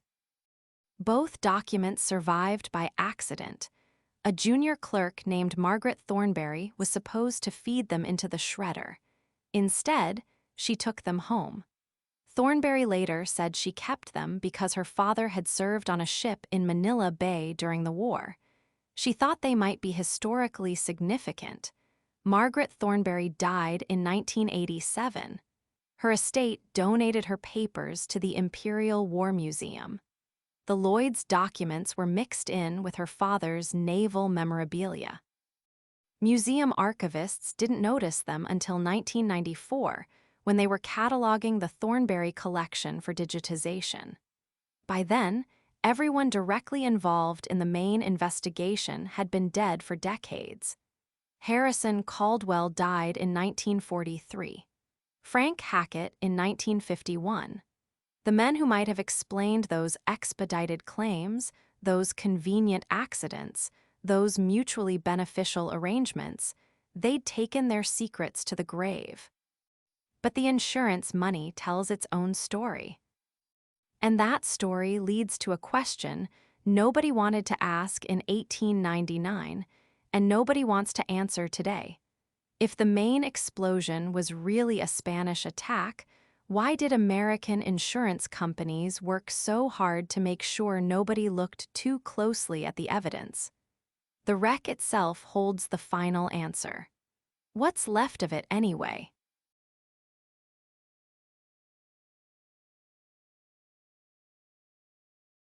November 15, 1912. The Maine had been sitting on the harbor floor for 14 years. 14 years of Caribbean storms, salt water, and tropical heat working on what was left of her steel hull. The Spanish-American War was over. The Philippines were American territory. Cuba was nominally independent, but that wreck was still down there, a 6,682-ton reminder of how quickly a nation could be stampeded into war. The U.S. Army Corps of Engineers got the contract to raise her, not the Navy. The Army. You'd think the Navy would want to handle their own ship, but by 1912, the Navy had other priorities. The Army engineers built a cofferdam around the wreck site, a temporary dam to keep the water out while they worked. Standard salvage operation. Nothing unusual about it, except for what they found when the water was pumped out. Captain William E. Mason supervised the operation. He'd done salvage work in the Philippines, knew how to keep men working in brutal heat. His daily reports went straight to Washington.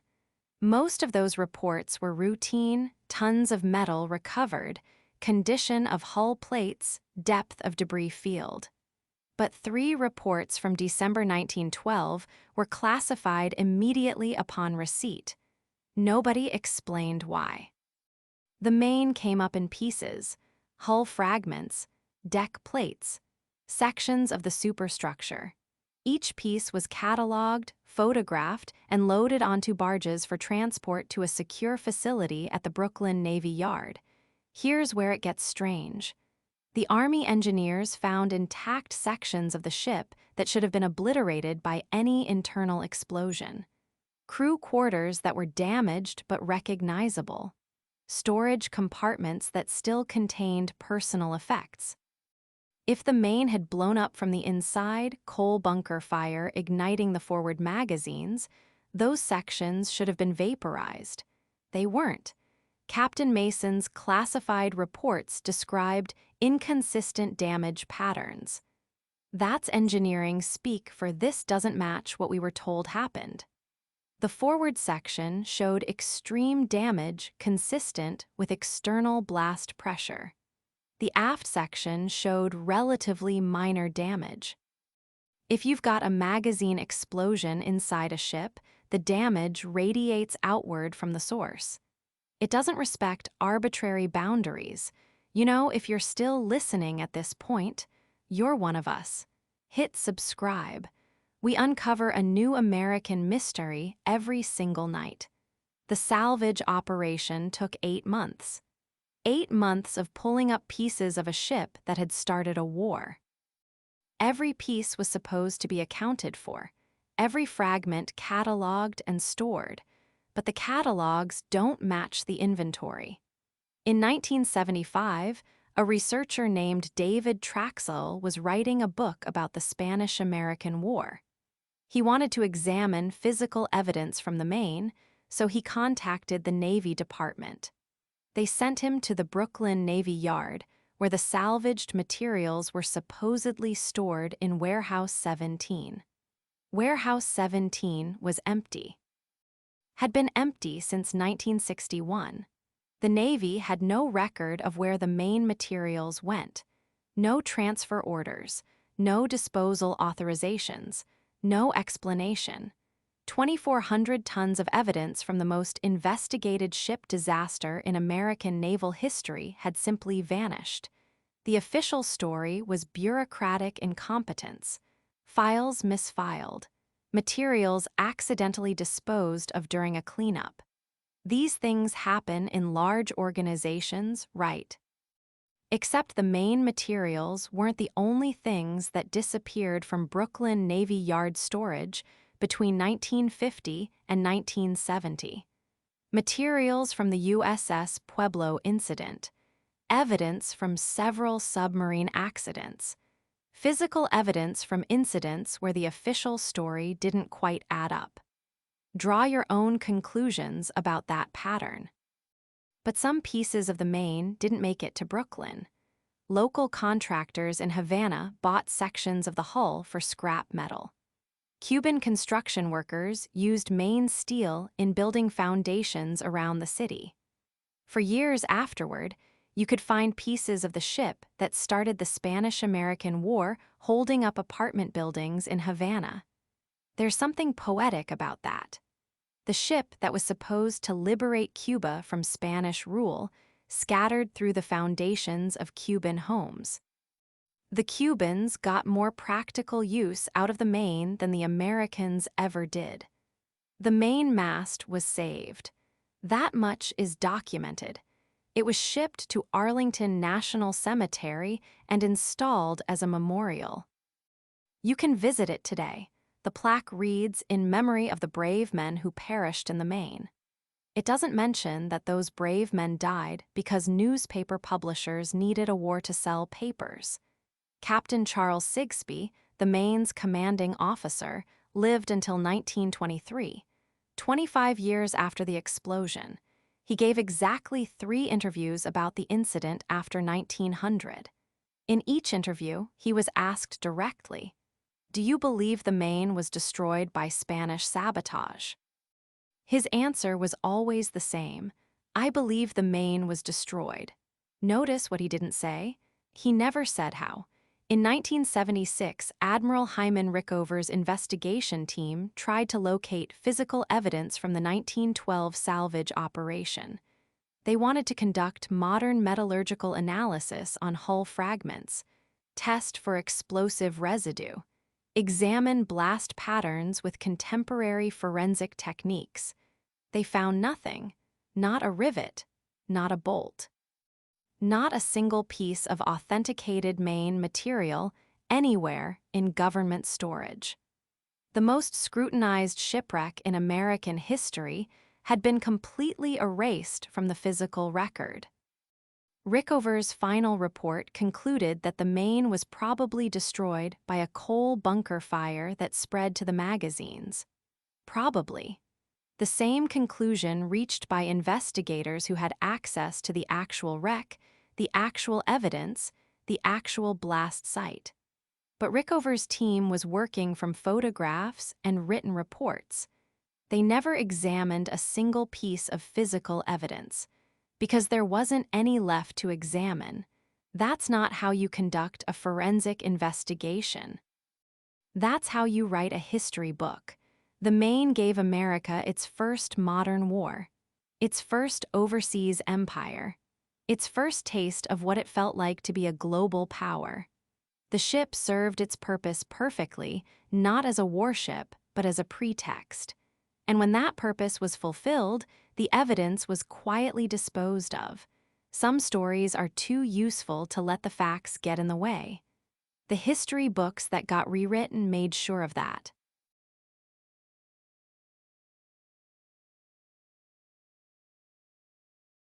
The first textbook appeared in 1903, 5 years after the war ended, and already the story was changing. Our glorious victory in Cuba, that's what they called Chapter 12. The Maine got 3 paragraphs: Spanish treachery, American heroism.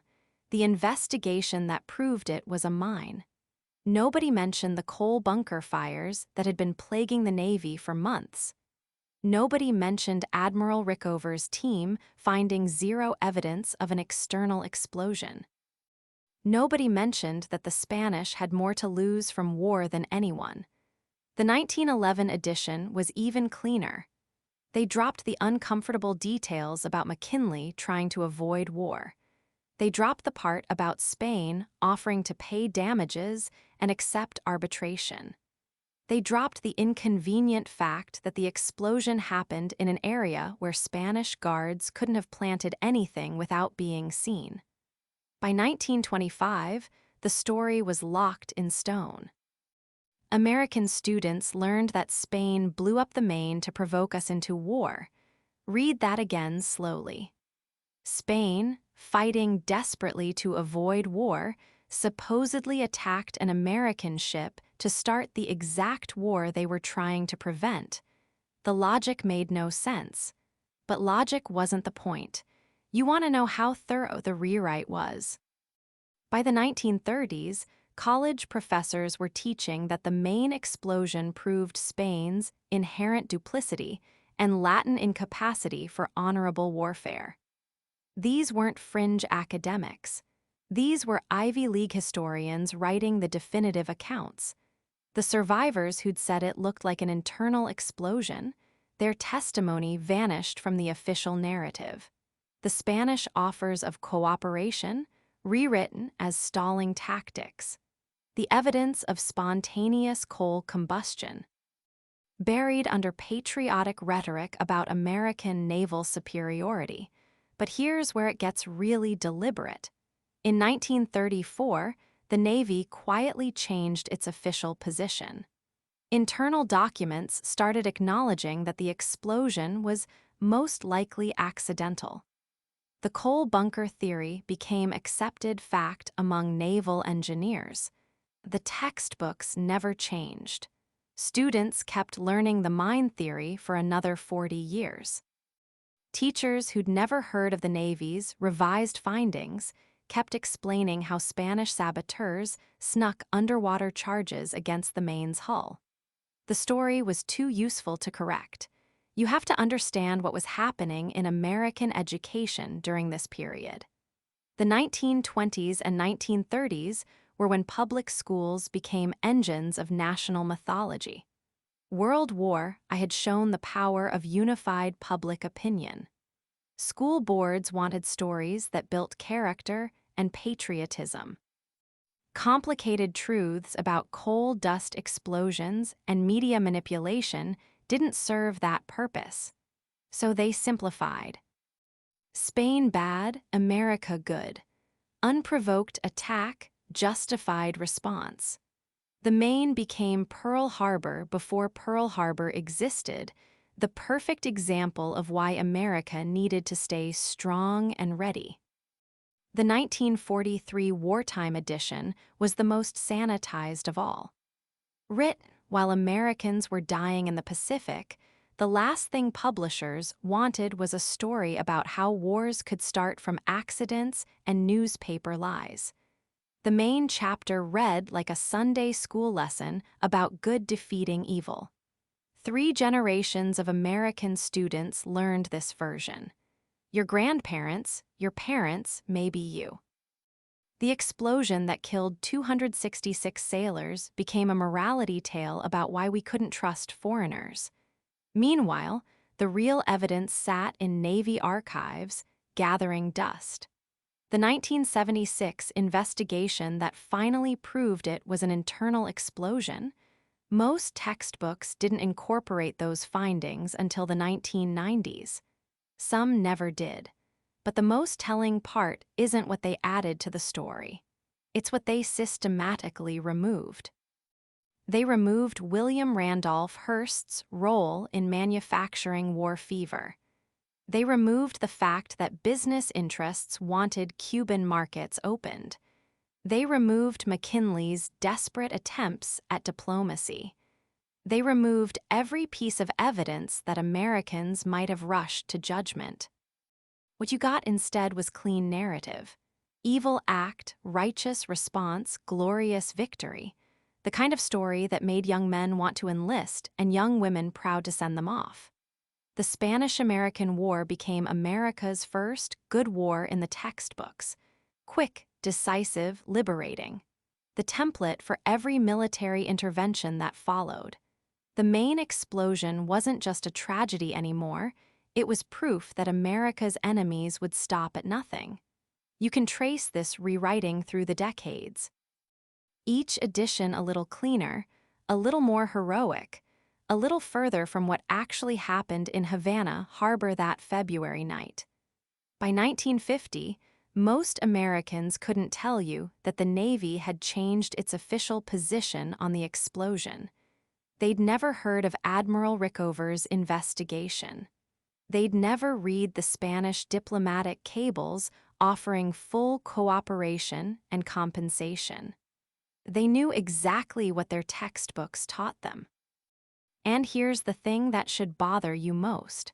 The people writing these textbooks had access to the real evidence. Naval historians knew about the coal bunker fires. Diplomatic historians knew about Spain's peace overtures. Military historians knew the explosion investigation was flawed. They chose the myth over the truth, not because they didn't know better, but because the myth served a purpose the truth couldn't. The Maine explosion became the story America told itself about why wars were sometimes necessary, why we couldn't trust foreign powers, why American strength prevented American tragedy. Every textbook chapter about Remember the Maine was really about remembering to be suspicious of anyone who wasn't us. The real documents were always there, waiting in archives and naval libraries. Researchers could find the truth if they looked hard enough, but most people don't become researchers. Most people learn history from textbooks that were written to build citizens, not to document facts. So the myth persisted. The Maine explosion as Spanish treachery, American entry into the war as reluctant but necessary response. The victory in Cuba and the Philippines as liberation, not conquest. 3 generations learned this story. 3 generations passed it down. By the time historians started telling the truth, the lie had become American memory. But here's what nobody wanted to admit, even after the evidence became undeniable. If the Maine explosion was an accident, and if Spain desperately wanted peace, and if American newspapers manufactured the crisis that led to war, then what does that say about every other time we were told we had no choice but to fight?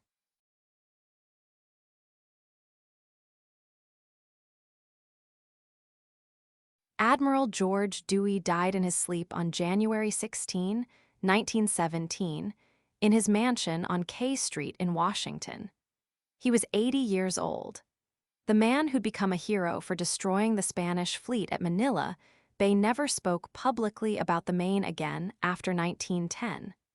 But 3 months before his death, according to his personal secretary, Dewey asked for his private files on the Maine investigation. He spent an entire afternoon going through them alone in his study. When his secretary returned that evening, she found him burning papers in the fireplace. He never explained what he was destroying. This was the pattern. Everyone who could have told the truth spent their final years making sure certain stories never saw daylight.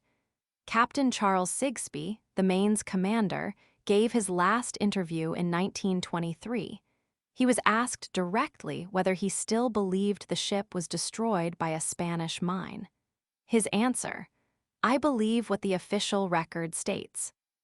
The reporter pressed him.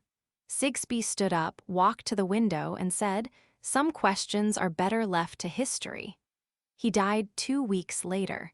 You'd think someone would have broken ranks eventually. Someone always does. But the Maine was different. The men who knew the truth understood what admitting it would mean. That America had gone to war over an accident. That 266 sailors had died because nobody wanted to check a coal bunker. That an empire was built on a lie everyone chose to believe. Senator Eugene Hale of Maine, the man who'd asked the uncomfortable questions during the 1898 hearings, lived until 1918. His private papers were sealed for 50 years after his death. When they were finally opened in 1968, researchers found hundreds of letters about the Maine investigation. But every document from February and March 1898 had been removed. The file boxes contained neat gaps where the most important papers should have been. The Spanish government tried one more time in 1924. King Alfonso XIII personally wrote to President Coolidge, offering to open Spanish archives and share every document about the Maine incident. The letter arrived on February 15, the 26th anniversary of the explosion. Coolidge never replied. Here's what nobody wanted to admit: the cover-up worked too well. By 1920, "Remember the Maine" wasn't just a slogan. It was the foundation story for America as a global power. The Spanish-American War had given us the Philippines, Guam, and Puerto Rico. We'd become an empire. To admit the Maine was an accident would mean admitting the entire 20th century American empire was built on a mistake. The Navy knew this. In 1912, they quietly commissioned a technical study on spontaneous combustion in coal bunkers. The classified report concluded that bituminous coal stored in humid conditions could reach ignition temperature within 6 to 8 weeks. The Maine had been in Havana Harbor for 3 weeks, loaded with coal that had been sitting in bunkers since January. The report was buried in Navy files and classified until 1958. But even when the truth started leaking out, nobody wanted to hear it. Admiral Hyman Rickover's 1976 investigation proved the explosion came from inside the ship. His team used computer modeling, metallurgical analysis, and testimony from the few surviving witnesses. The conclusion was unambiguous: coal fire, not Spanish mine. The New York Times ran the story on page 17. Most newspapers ignored it entirely. The American people weren't interested in revisiting 1898. Vietnam was over. Watergate was over. The last thing anyone wanted was another story about government lies and cover-ups. The Maine investigation got filed away with all the other inconvenient truths that arrived too late to matter. William Randolph Hearst lived until 1951. In his final years, he granted exactly one interview about the Maine. The reporter asked if he had any regrets about the coverage that helped push America into war. Hearst's answer: "I gave the American people what they wanted to believe. That's what newspapers do." He never admitted the stories were wrong. The wreck itself disappeared in sections. The Navy raised part of the hull in 1911 and sank it in deep water off the Cuban coast with full military honors. But pieces of the Maine kept washing up on Cuban beaches for decades. Local fishermen would find chunks of twisted steel and brass fittings. The Cuban government quietly collected these artifacts and stored them in a warehouse in Havana.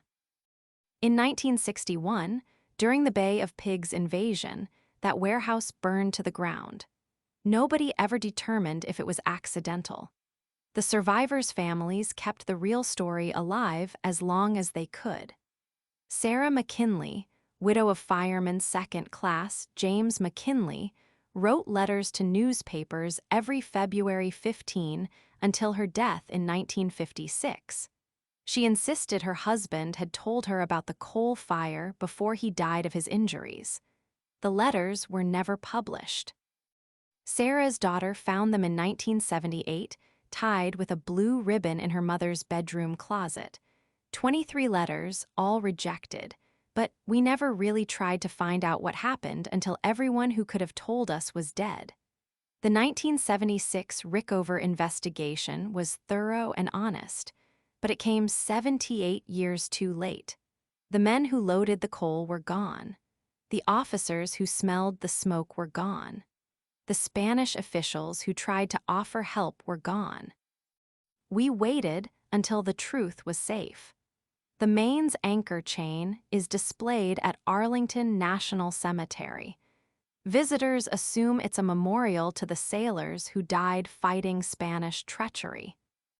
The plaque says they died in service of their country. It doesn't mention how or why. That's the genius of the cover-up. It became the official story so completely that correcting it would require admitting that America's rise to global power began with a lie. And empires don't apologize for their founding myths. The Spanish knew this. In 1936, as Civil War tore their country apart, Republican forces found a cache of documents in the Foreign Ministry archives. Among them, detailed reports from Spanish naval officers in Havana Harbor on February 15, 1898. They described hearing an explosion from inside the American ship, then seeing the hull blow outward. Spanish rescue boats were in the water within minutes, pulling American sailors from the harbor. Those documents were sent to the Spanish embassy in Washington. They were returned unopened. The truth about the Maine exists in fragments now, pieces scattered through Navy archives, insurance files, and family papers, enough to prove what really happened but never assembled in one place where it might matter. The story became too big to correct. And maybe that's the real American mystery. Not what sank the Maine, we know that now, but why we spent a century refusing to find out. Why admitting a mistake felt more dangerous than building an empire on a lie. Every February 15, someone leaves flowers at the Maine Memorial in Arlington. Nobody knows who. The cemetery staff has never seen them do it. But the flowers are always there at sunrise. White roses, 26 of them, one for every 10 sailors who died. Draw your own conclusions about what that means. That's the story, or at least, that's the version that survived. The Maine's bell still rings every day at the Naval Academy, calling midshipmen to morning formation. They hear it every day for 4 years, but nobody tells them their careers began with a lie. If you made it this far, you're the kind of person this channel was made for. We go deep on a different American mystery every night. Subscribe, and I'll see you tomorrow. And hey, tell me in the comments, do you think anyone in 1898 actually believed it was a Spanish mine, or did they all know it was an accident and choose war anyway? I want to hear your theory. Sleep well.